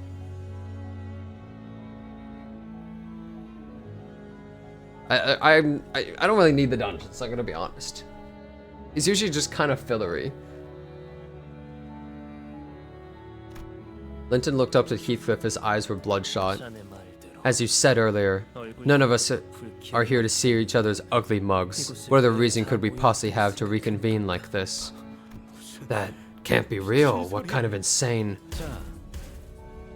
Oh, I thought both the people on the side were one person too, and I was like, holy fuck. Now, fixed to the Ophi Association that remained silent throughout the entire commotion suddenly spoke up. The promised hour has come. Mr. Hindley Earnshaw, a blood relative of the deceased, Mr. Linton Edgar, the spouse of the deceased, and Mr. Heathcliff, an individual mentioned by name in the will. Now that the three relevant parties are all present, we, as the executors of the deceased will, may begin the ceremony. The first order of business will be the execution of Miss Catherine's will. Thus commences the solemn occasion of Miss Catherine's funeral rites. As per the deceased wishes, the will shall be read out aloud here, at Miss Catherine's manor, in attendance of all those present. Then... No. You, stop. Shut up for a second. Whose funeral rites? And what? What was that about her spouse? The man they called Linton rose up from his seat for the first time since we arrived here. After you abandoned this place with nary a word to her, Catherine immediately turned to me. Then we married. Every waking hour we spent together were filled with happiness and joy. We were happy to the very last day, to her very last breath. Shut your stupid gob. The moment I set my foot in this manor, I heard her voice, I felt her presence. So what the bloody hell are you even talking about? This has to be some ploy. These fucking bastards, they must have this can't. Heathcliff paused for a moment, struggling to find the words. This can't be how it ends. I won't believe a single shite coming out of your mouths until I see her body with my own eyes. Where is she? Bring her here now. What a repulsive sight. Least you could have done was to show some proper respect for the dead, but I suppose even the bare minimum is too much to expect from someone like... I understand how you feel, Heathcliff, so please calm yourself and take a seat. Get your hands off me. You can't just decide for me that she's dead. I won't accept any of this, not until I see Kathy with my own... Warning. Should this interruption to the will reading continue, we may have to resort to the use of force to ensure the full execution of this will. Shut up, you don't know shite, so shut your fucking mouth. Heathcliff was gasping, the sheer momentousness of the emotion overwhelmed him. It looked as though he was about to lunge at anyone who even dared to get close. I could hardly tell whether it was sorrow or wrath that came over him. Ha! Heathcliff, why don't you have a go and look in the mirror yourself? What a pathetic mess you've become. Doesn't matter what posh garb plebs like you wrap yourselves in, that filth from your low birth seeps right in the fabric at the slight provocation. You'll eventually see Catherine's corpse, all right. It's all part of the funeral process, so don't be in such a hurry to get there. Can't wait to see how well she's resting after what she's done to me. Mr. Hindley Earnshaw, Master Heathcliff, we order that both of you immediately return to your seats. This is your final warning. Manager Esquire, we must do aught anon. Fixer the Ophi Association may even execute those involved should there be a breach of contract. I ill wish to see Sir Heathcliff be executed, nor do I wish to have a battle with the honorable fixers of the Ophi Association. I agree with Don Quixote, there is no need for us to get involved in unnecessary conflict, but, well, Zod, maybe just not today. Because we're chilling for the second, but yeah, maybe like tomorrow or something. I don't think Heathcliff's gonna listen to us. I don't even know if there's anyone who can talk Heathcliff down once he's that agitated. You have refused to comply. With no choice but to watch as fixers of the Ophi Association struck Heathcliff with their weapons, he fell to his knees with a painful cry. Why, yes. Do speak. Not you. Not you. Speak still. Your intentions notwithstanding. 이상하고. You, stop, all of you. Something's off about this whole thing. Would you like to speak for this individual? What was she gonna say? But she decided to remain silent in favor of not getting in trouble. Haha. Right? Huh? What are you doing, BG, bug guy? Roshu, I understand that seeing our fellow sinner get smacked around like that can be pretty aggravating, but once you get involved, peace will simply no longer be an option. Didn't know you cared so much about Heathcliff, Roshu. NC. Roshu flicked her cigarette indifferently as though she was no longer interested. No comment. You bastards. Fine, let's crack some skulls then, shall we? Heathcliff stumbled to his feet with a club in hand, glaring at everyone that stood before him. I see that you are still refusing to comply, despite our initial attempt. Should you refuse to let go of your weapon within the next minute, we will have no choice but to escalate our next steps. I couldn't care less about your steps. Give me Catherine or... None of us are leaving this manor alive. You lot, me, we're all going 6 feet under. Heathcliff? Shut it, Clockhead. This isn't the time to bring up shite like the company rules. Stay out of my way. I don't have anything to say. If someone that important to me died, I'd be blinded and deafened to all reason too. Hey, Heath. I understand how angry and frustrated you must be, but you can't... Shut your trap, all of you. Don't you dare touch me unless you want your faces caved in too. It's nap time, Heathcliff. Whoa. Did you just knock him out cold with her bare hands? It wasn't even a punch, it was just a light tap. His breathing is stable. Appears she gave the nerves on the back of his neck a precise focused strike, which led to his loss of consciousness. What a flawless execution of that move. I can certainly say I've seen something like that before. It reminds me of my family's... Sir Heathcliff hath been defeated with a single fell strike. Every self-respecting butler has to be equipped with one such move. What other choice have we when the child fusses and fusses for 20 hours instead of going to sleep? Yeah, just beat the kid, you know? Just... Alright, it's asleep. So true. Forsooth, I can say with quite the confidence that I can immediately slumber to the dreamlands upon tucking myself in bed, for truth. Though it was not by his own volition, we have confirmed he is no longer in possession of a weapon and has been subdued. We'll allow for a 10-minute recess to let things calm down for a moment, then we'll proceed as planned. Excuse me, Lady Nellie? Lady Nellie? There's no such need for such honorifics. Please just call me Nellie. The contractors that Mr. Linton Edgar brought, they once worked at this manor, right? Yes, indeed. Some butlers from the Earnshaws like myself followed Miss Catherine to Master Linton's. Of course, most of Master Linton's butlers are from his own Edgar family. So if he gives the order to attack us, Lady Nellie, would... Oh, pish-posh, ridiculous. I was a butler in direct service of Miss Catherine. Young Master Linton could plead and beg all he wants, but I won't be taking his side. So, what exactly are the butlers? Butlers, forsooth, I am quite well acquainted with this matter. They are house dogs on a tight leash, groveling before their masters. The most trustworthy and loyal people I've ever known, I'd say. Fixers bound to families. Nice, gotcha.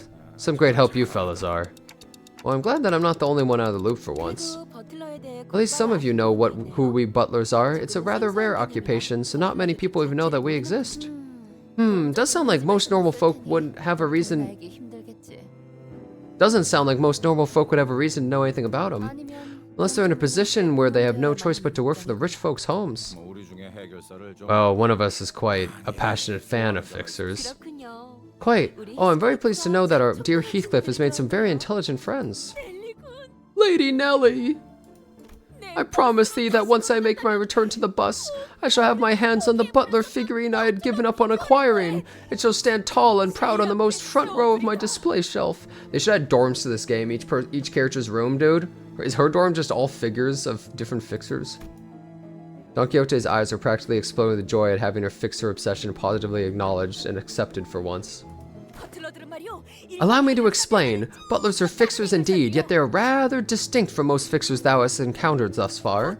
A fixer oft returns to those who accept contracts on as part of an association or an office. Alas, there exists a distinction when it comes to butlers. Butlers join families who manage to serve them and only them on long-term contracts. Forsooth, like any other fixers, butlers may be hired by a single person to serve them and only them as well. Okay, I'm gonna be real. Why do we even have this description? Anyone who's playing this game knows what the fuck a butler is.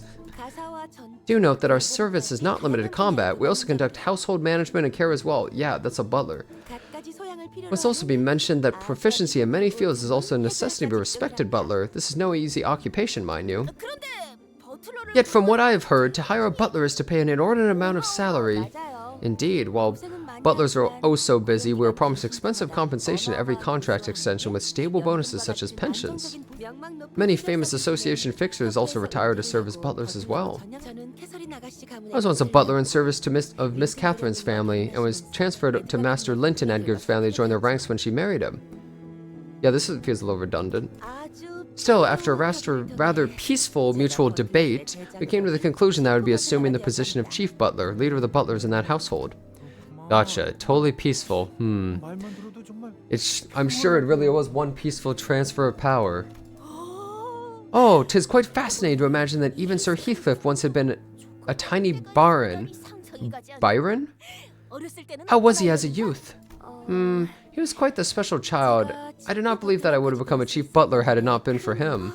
Oh, what a lovely boy he was. Lovely. Quite.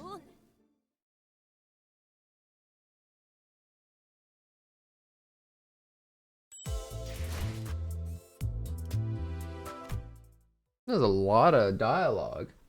Not that it's a problem. Ugh.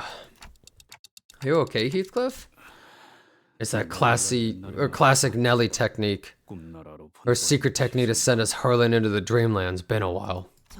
I'm terribly sorry, Heathcliff. I was hoping to avoid having to use the sleepy smack on you and not after a reunion like this.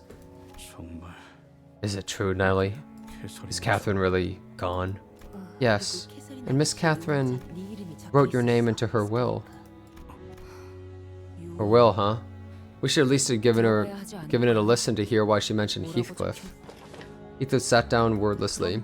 So, was this manor Miss Catherine's? Well, it used to be young Master Hindley's once, then... Catherine, that shrew, she stabbed me in the back. Why don't you elaborate on that injustice, Linton? Show me the tale of how Catherine and Linton Edgar stabbed me in the back, how the pair of you destroyed me. There was no injustice. It was done in a perfectly legal manner. Bring the case to T-Corp courts if you wish. It will change absolutely nothing.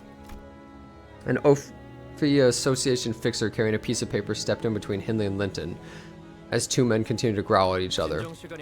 The allotted recess has expired. We'll now proceed to the inheritance bequeathment will reading. What if this arc just ends, they're just like, and to Heathcliff, the golden bough, and then just nothing gets resolved and we just dip. Well, that happened. This is the will of the deceased. It has been verified via multiple tests and screenings that no counterfeiting or tampering of a similar nature has occurred. If they're verifying if it's a counterfeit or not, who verifies if they're not just straight up lying about it? Good question. Maybe it's just standard industry practice? Miss Catherine has requested this letter be read in audience of the 3 attendees before the bequeathment of personal property commences. I will now read the full contents of her will. At last, you are all gathered here. My only wish is that my words will be met with respect without hostility among you. Hope that none of you become incensed during this occasion. It's my one and only funeral, after all. I am at peace. There is no pain, no suffering where I am. So do not consider my death a tragic one, because by the time you're hearing this, I must have reached my own heaven. This is to say, you mustn't let sorrow into your hearts. Weep, if you will, so that I may feel your grief and know that you all truly loved me. Wuthering Heights, an old and desolate manor. I have always been afraid of this place. Fear and nightmares would consume me every night. But now that I stand before the end of my life, I've come to accept this manor for what it is. This manor which I will leave to my husband, Linton Edgar. Keep this manor and remember me by its presence. What the fuck? Damn it! And my brother Hindley, my one and only brother. Right! I knew I'd be in there somewhere. It's like, I will give you one lozenge. Hindley's legs began to shake nervously, so did his voice. I heard that you're mired in quite the heavy debt, and that you may have been spending most of your days drinking and gambling. So I am giving you nothing. Come on, Catherine. Give me something, anything. Signed you up for Abyss Trauma Correctional Facility at M-Corp. She gave him rehab, dude. Holy fuck, dude. She's like, yeah, you're drinking and gambling a lot? Go to rehab, bitch. From the dead. You're going to rehab from the dead, bitch. Wait. I have a perfect, oh my god. I have a perfect, amazing clip to show in reference to this.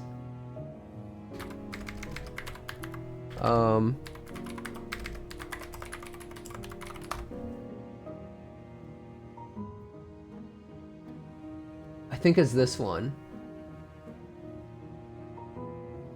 Here we go. Yeah, I think it's this.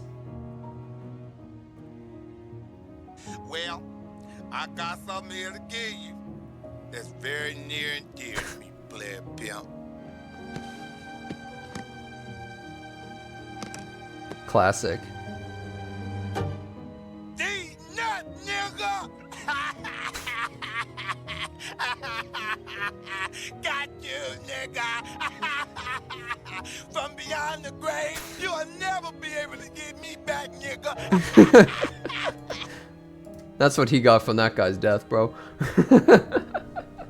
That's basically what she just did to this guy, bro. From beyond the grave. If you don't visit the facility within 1 week after attending this will reading, they will come to take you in. What? I truly hope that your heart will be healed, dear brother. No, that's absolute nonsense. How the hell am I even supposed to get to M Corp in a week? Of course, I've already prepared a warp train ticket to M Corp for you, so please don't worry about the travel fees. No, this is a load of shite! Should another instance of disturbance on the execution of this will occur, we will take forceful action without warning. How dare you, you plebs! And you, Heathcliff. Welcome home. Kathy, Once the 7th strike of lightning falls upon this manor, my golden bow shall be yours. Huh? They even mentioned it, the golden bow. Suddenly intensified the sensation I felt earlier. I definitely sensed that the golden bow was located somewhere within the manor. But I already figured that the golden bow was somewhere in here. I've known ever since we stepped foot in this manor. Didn't I just say that? Yet I couldn't quite pinpoint its exact location because I will leave my golden bow to you, Heathcliff. The golden bow? Was her personal property, not even her estates or her family's? Just her? 7th strike of lightning? What do you think that means? It's not a golden bow. What the bloody hell is that supposed to mean? What? There's more than one here. Wait.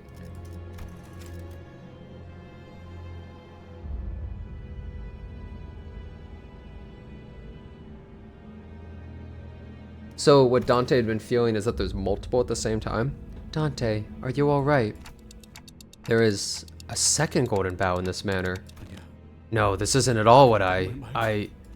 Come back, Kathy. Please. Hear my voice just this once, Kathy. I'm serious. Oh, Nelly, this room is haunted. I saw a ghost. Again with this, Miss Kathy. What did I say? I told you I would thrash that evil ghost and hang them to dry on the rack? That's Hindley. Ghosts aren't real. She's such a big liar. I'm not lying. I'm sorry, children. Have you been waiting long? Dad, where's my violin? What about my X-Corp all-purpose wrench? Again, I'm sorry. I did not have the room for the violin or the wrench. What room? Oh, what's that? What's that dirty rag? Ew. I feel like I saw it. Didn't I see a meme of this, I think? Fuck. I found this child dying alone in the streets. He was without parents or a home. The boy would surely have died in weather like this. So what? I don't want that gross, dirty kid living here. Yeah, I want my violin. Throw that thing out. So true. What are you gawking at? Wait, so is that actually the bag? Is that like you'll get shoved in this bag too? That's him? Violin! I want my violin! Papa, why was he all alone in the streets? Because there wasn't anyone to take care of him, poor child. There are other children like him in the back streets, no parents or relatives to look after them, no homes to shelter them. Then, what does he have now? Well, Kathy, now he's got us to look after him, and this place is his home. No, I don't want that ugly thing. So you're saying you don't want to have him, right? Look at that face. Wind's howling. I can hear something wailing. Its cry is echoing through the manor halls. I hear it too, miss. Close the windows. There's a nip in the air outside. Do you remember still, as a child, you were terribly afraid of these howling winds? That you're seeing ghosts? Nellie, I see them still. Miss, you've grown far too weak ever since Heathcliff departed the manor. That's why you're seeing things. That's all right, Nellie. Is it like anyone who lives here dies or something? Because their father died, she died, her husband is like fucking in the process of dying. I no longer fear the ghosts, because all fear stems from the ignorance of its origin. What do you suppose he is? Heathcliff. Miss. He doesn't have anything left. I'm everything he has.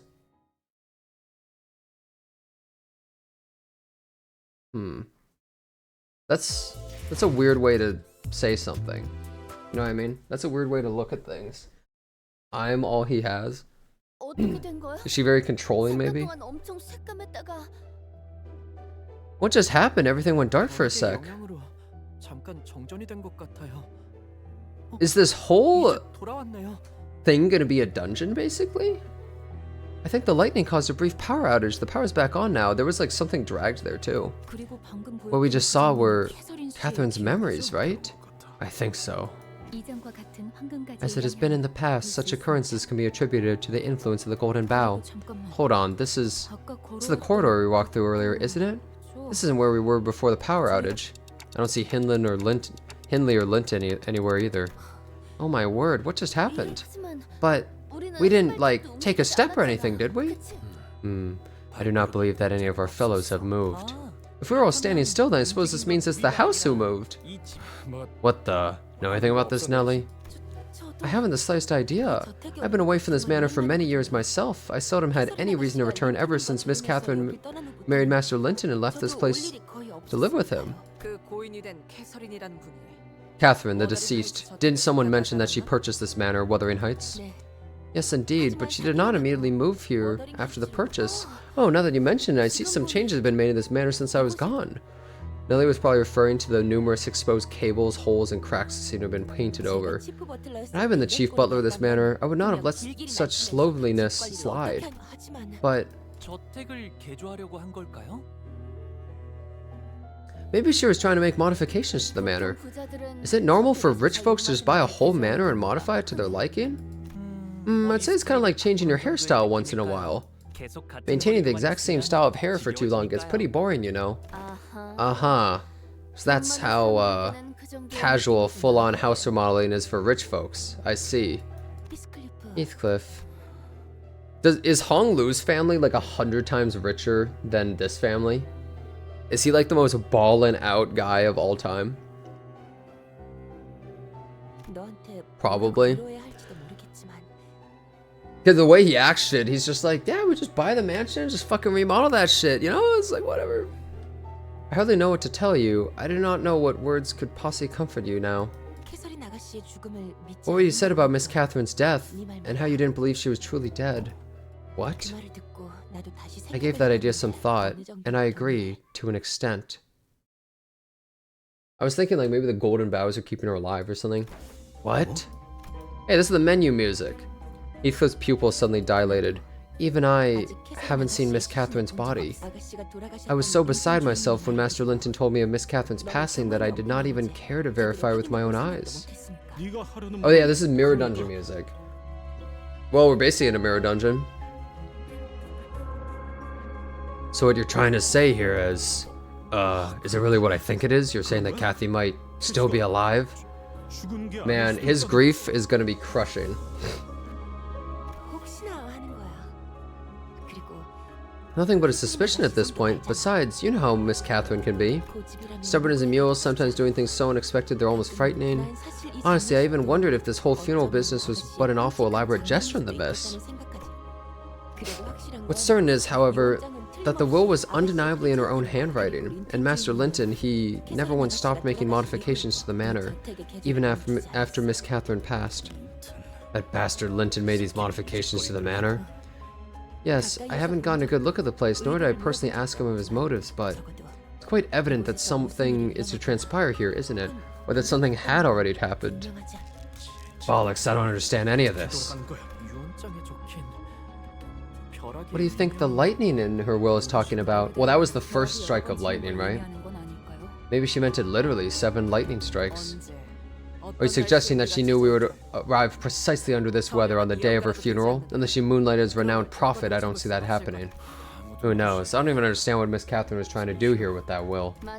Right, we can't ever know the will of the dead. Oh, perhaps there is something, a clue to be found in Miss Catherine's room? She did visit Wuthering Heights from time to time, even after her marriage to Master Linton. Don't you remember, Heathcliff? Miss Catherine? Yeah, she always liked riddles. Not like you, preferred a more direct approach, which involves smashing everything to pieces. Gotten me in plenty of trouble for trying to brute force problems without even trying to think about the intent. A faint smile appeared on Heathcliff's face as he seemed to recall a fond memory. I don't know if I've gotten any better of it at it since. But the heavy, somber expression soon returned. I guess our next order of thing is to find out where that room is.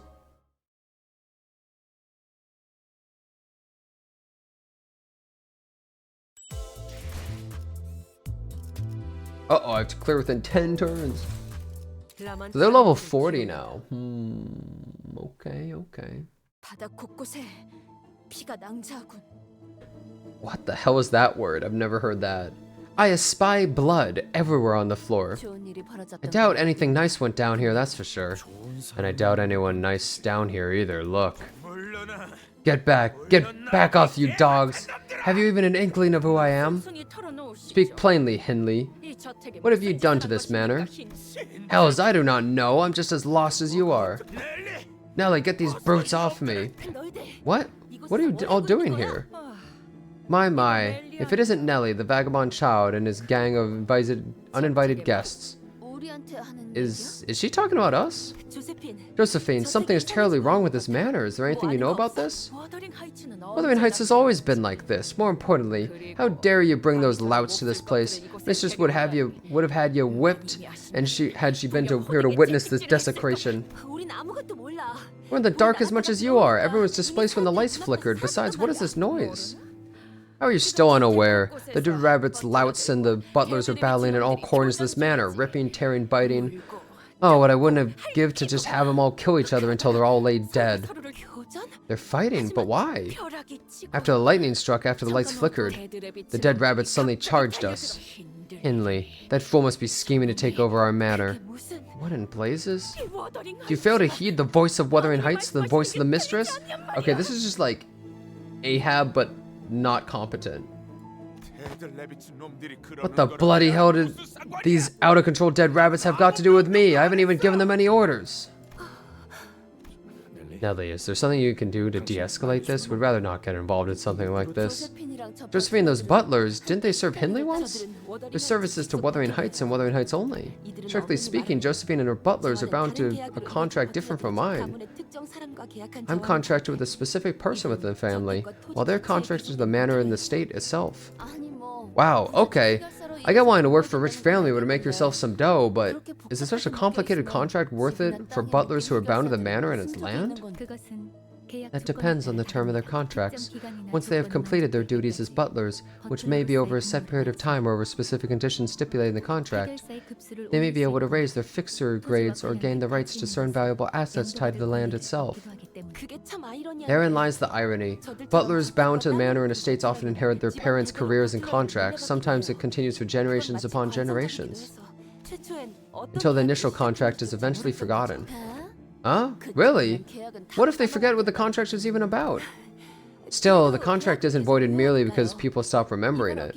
Breaking it may invite the taboo hunters from an unexpected nest of fixers from the Ophi organization we had the pleasure of meeting earlier, the Umfi Association.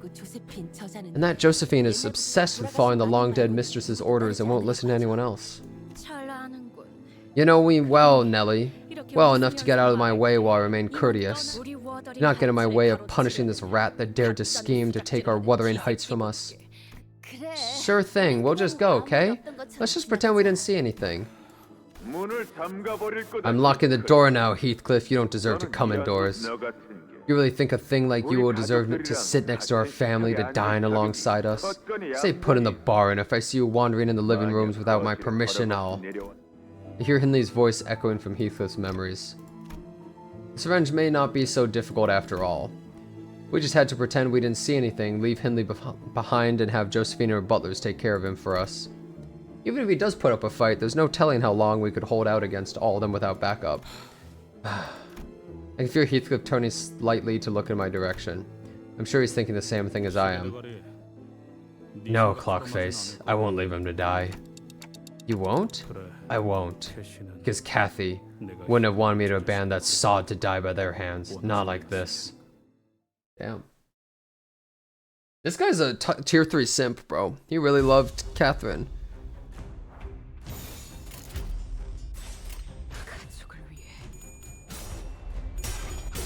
Oh shit! Oh wait, no, we won that. Oh shit! Gregor losing, classic. Nice one, Rogio.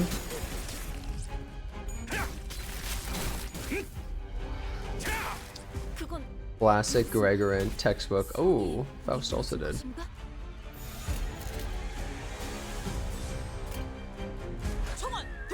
Woo!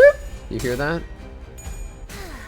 My donation sound is way louder. That's how I know it's not that one.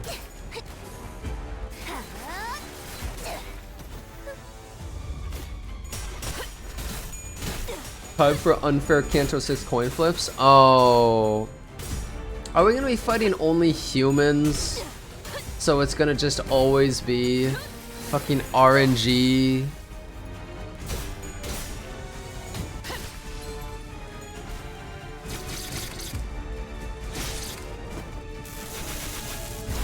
Using Wild Hunt, he does different voice lines.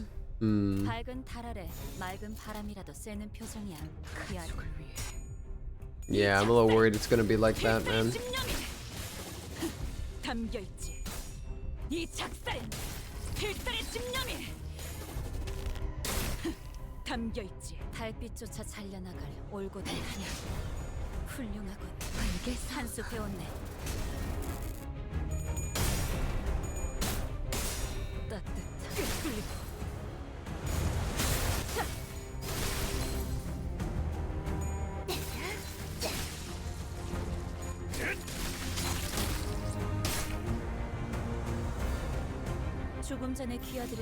Okay, easy one.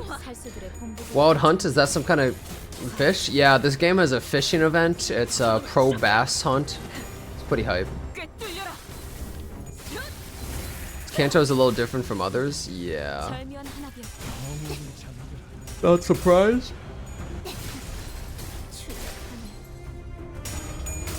You know, I can still vaguely remember the nightmare that I had, guys.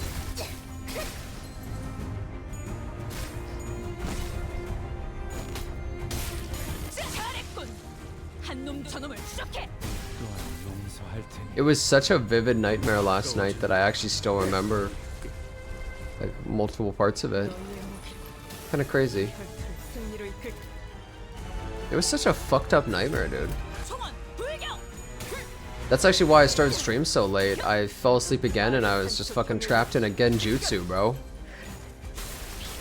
You get nightmares quite a lot? I never get nightmares. I never even get dreams usually. I usually get neither. The worst nightmares were about IRL life. Well, you know what? It was nothing like my life because I think I may have been like a murderer or something and the police were closing in on me. Yeah. But... And I had burned most of the evidence, I think is what happened. And the only remaining evidence was a tightly packed container like you would get at a fucking not a restaurant, at like a supermarket of meat. Like it looked like steak in like a package with saran wrap, you know? All that kind of thing, and like the foam back. It's like one of those things. And like that was the evidence. Yeah, meat. Yeah, that was the remains of the person, I guess, or something, but I didn't even realize like it was me.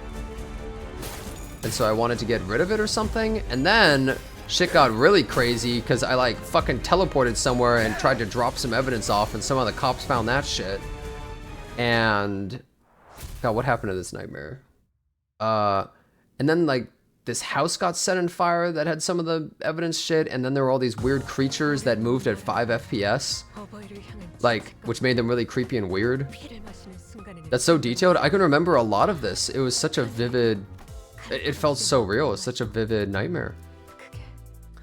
And so I ran away from all, like, the fiery house and all those weird fucking things. It was the middle of the night, and for some reason there was a giant, like, I don't know, I wouldn't call it a supermarket. Think of like Walmart. It was basically like, let's just call it Walmart. I basically went to Walmart.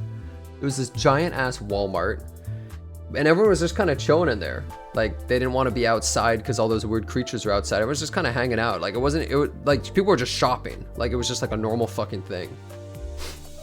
I don't know. It was just like all these weird things mixed.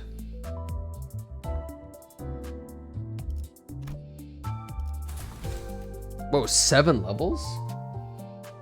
Winnable? Yeah, that was a pretty crazy nightmare that I had last night though. Like, it was really wild. I come from the city. I haven't had a nightmare in a while. And I kind of like jolted awake and was like, shit, what time is it? Like, how did I just go through all that? Fuck your housekeeping. How wild, wild hunt. I did watch some crime related things before bed, which is funny, which is probably why I was the serial killer in the story. Makes a lot of sense, doesn't it? But it's so interesting how my mind pieced all that together. What's funny, guys, is what happened is I woke up when my alarm went off, and then I went, okay, you know what? I want to get 20 more minutes of sleep. So I set my alarm and then fell asleep again. And then I just straight up didn't wake up for 2 hours. Whoops. But you know what, guys? This stream turned out fine anyways, so who cares? Am I right, guys? This stream turned out fine anyways. I streamed later than I intended, but yeah. You had Fire Punch yesterday before going to sleep. Guess who barely slept? It's a pretty terrible world, isn't it? You know what's interesting is something like Fire Punch doesn't cause me to lose sleep at all. I don't know, it's like a fucked up world, but you know. You hear the whistle a lot more in these kinds of battles.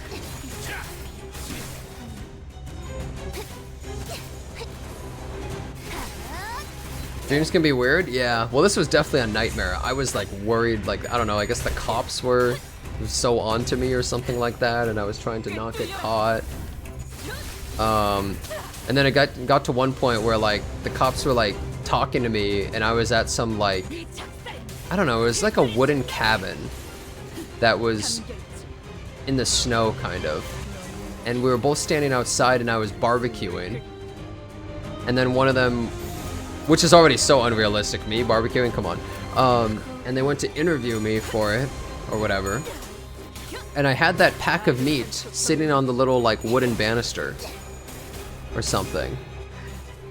And I was like, oh fuck, that's the evidence. And I was thinking, do I need to start cooking this shit on the grill? And then I woke up.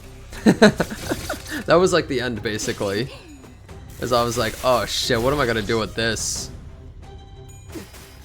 Yeah, that was a really strange dream, dude. Sounds like a horror movie. I mean, it kind of was. Like, I don't know. I dreamt it up. My fucked up mind went all over, and that's what I imagined in 2 hours. I don't know. I did need to sleep so bad, by the way, guys. I was so fucked. No cannibalism happened? Well, it's not like I was a cannibal. It's just like, well, I was a killer. Which, I mean, yeah, it's pretty bad too.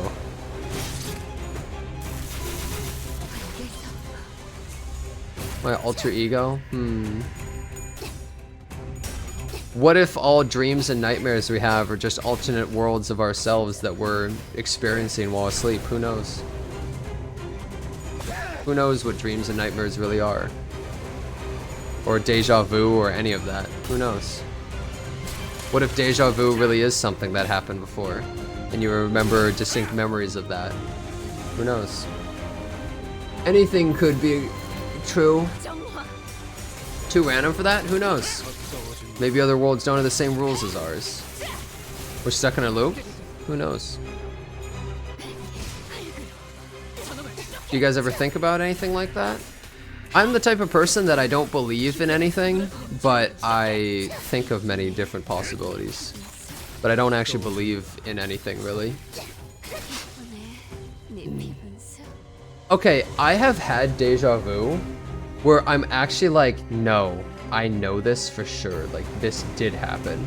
And I'm thinking like, how could it have? But every time you feel deja vu, it's always just a feeling and a sense, and it's not something you can actually explain. You know? It always is that way.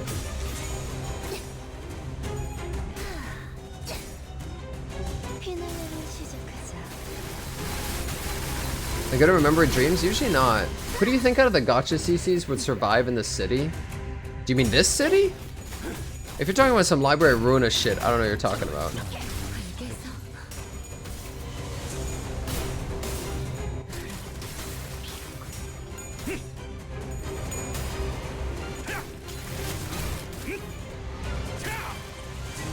I don't think any gacha CCs would survive fucking anything in any of these worlds.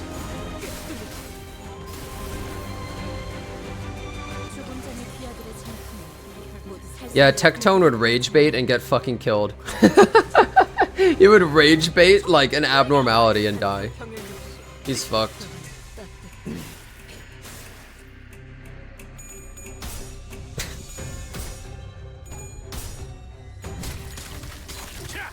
Would my favorite fictional character survive the city? I don't know. Who is my favorite fictional character? I don't really know.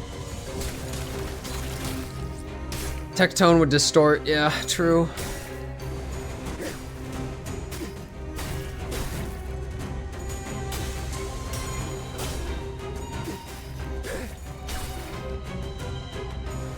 Just be a sync association streamer? Why them?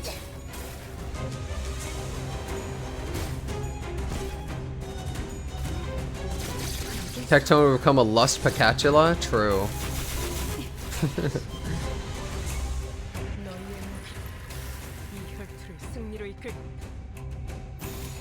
This bitch is done, dude. This bitch been talking mad shit, get fucked over. Tired of her ass. Can we just kill her so I don't have to voice her ass anymore? Fuck this bitch, dude.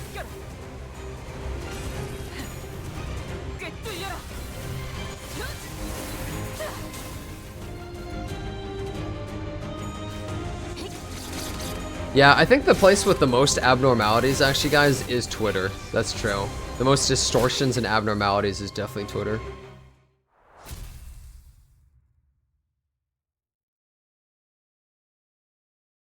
It's like a lobotomy corp branch. T branch, T corp.